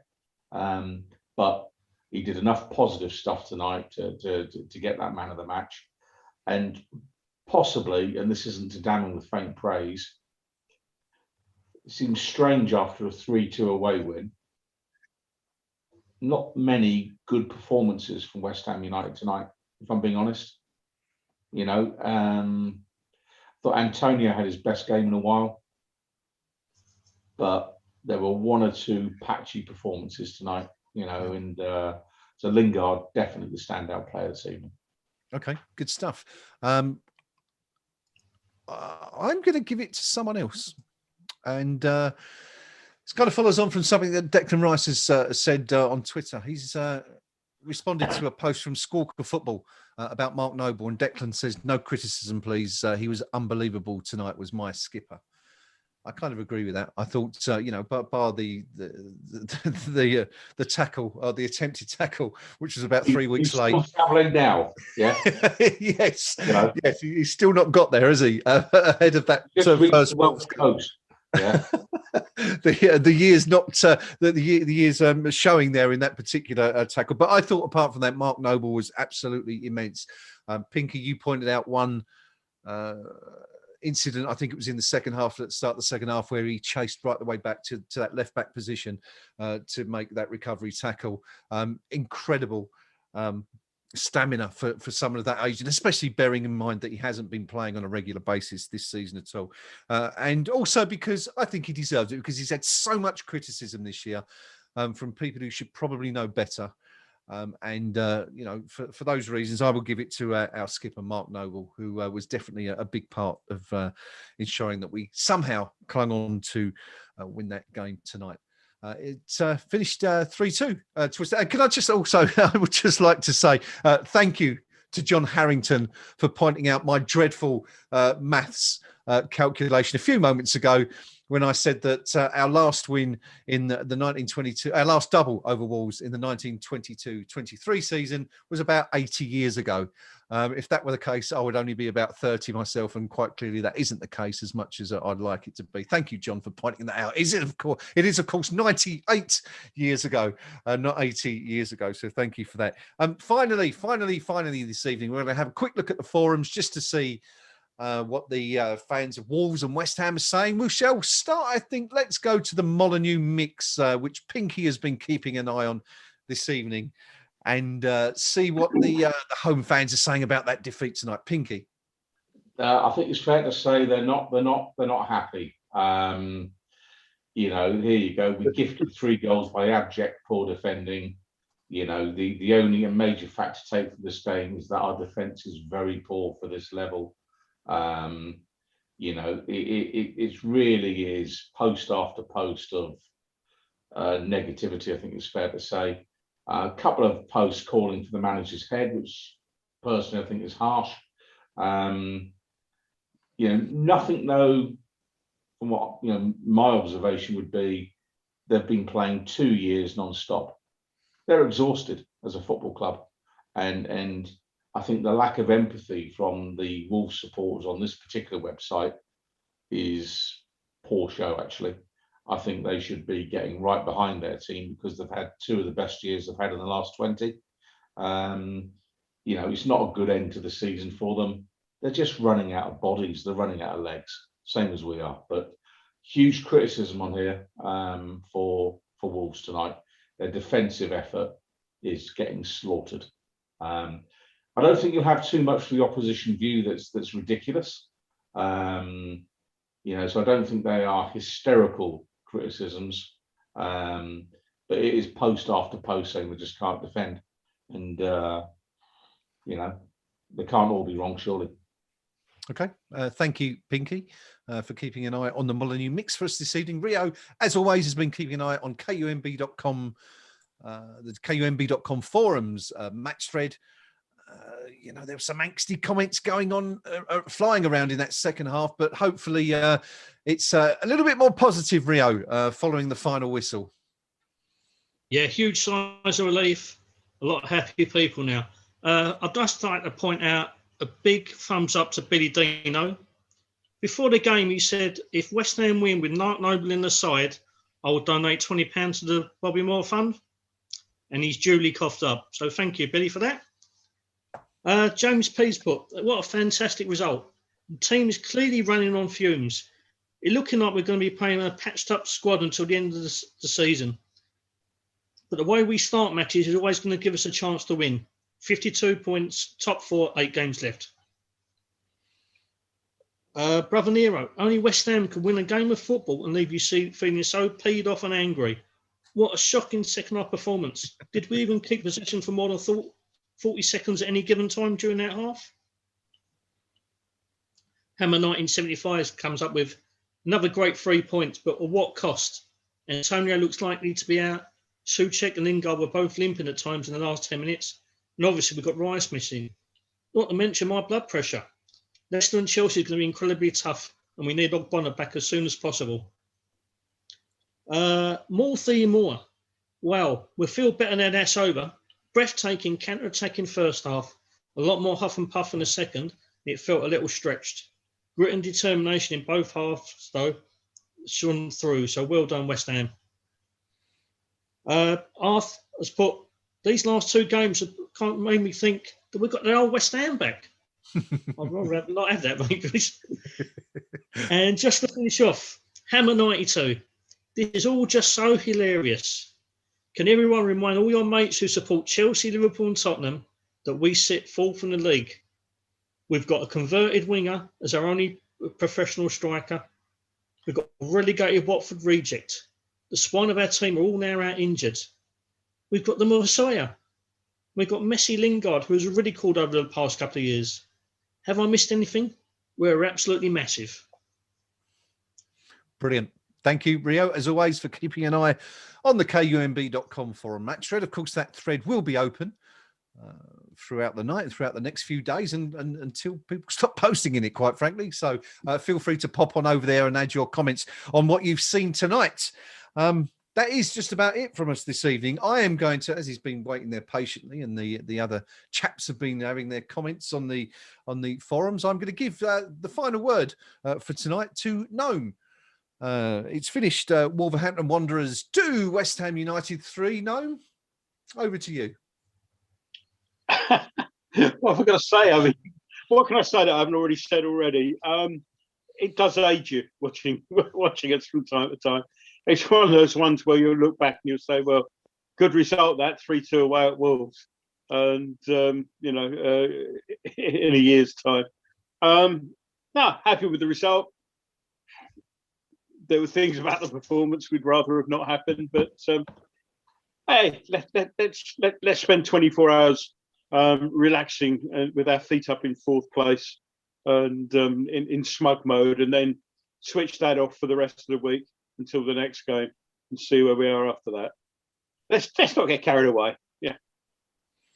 Excellent stuff. Excellent. Thank you, team, for your company this evening. That's the Pink Palermo and Rio and Gnome, as always. Thank you, gentlemen, for your company this evening. And of course, as always, thank you to everyone who tuned in to the live stream. We really appreciate your support, and as always say, we love reading your comments throughout the game to let us know what you're thinking of what's going on. That is it. It has finished, as we said. Wolverhampton Wanderers 2, West Ham United 3. Some numbers for you. There are 8 games to go. There were 5 goals tonight. West Ham are 4th in the Premier League, having secured another 3 points despite 2 dodgy hamstrings. And we are, of course, once again, the first #1 team in London as we go into the weekend. That is it from us tonight. We shall be back again on Sunday. West Ham United versus Leicester City. 3rd v 4th in the Premier League. Who'd have thought that at the start of the season, eh? Until then, come on, you Irons.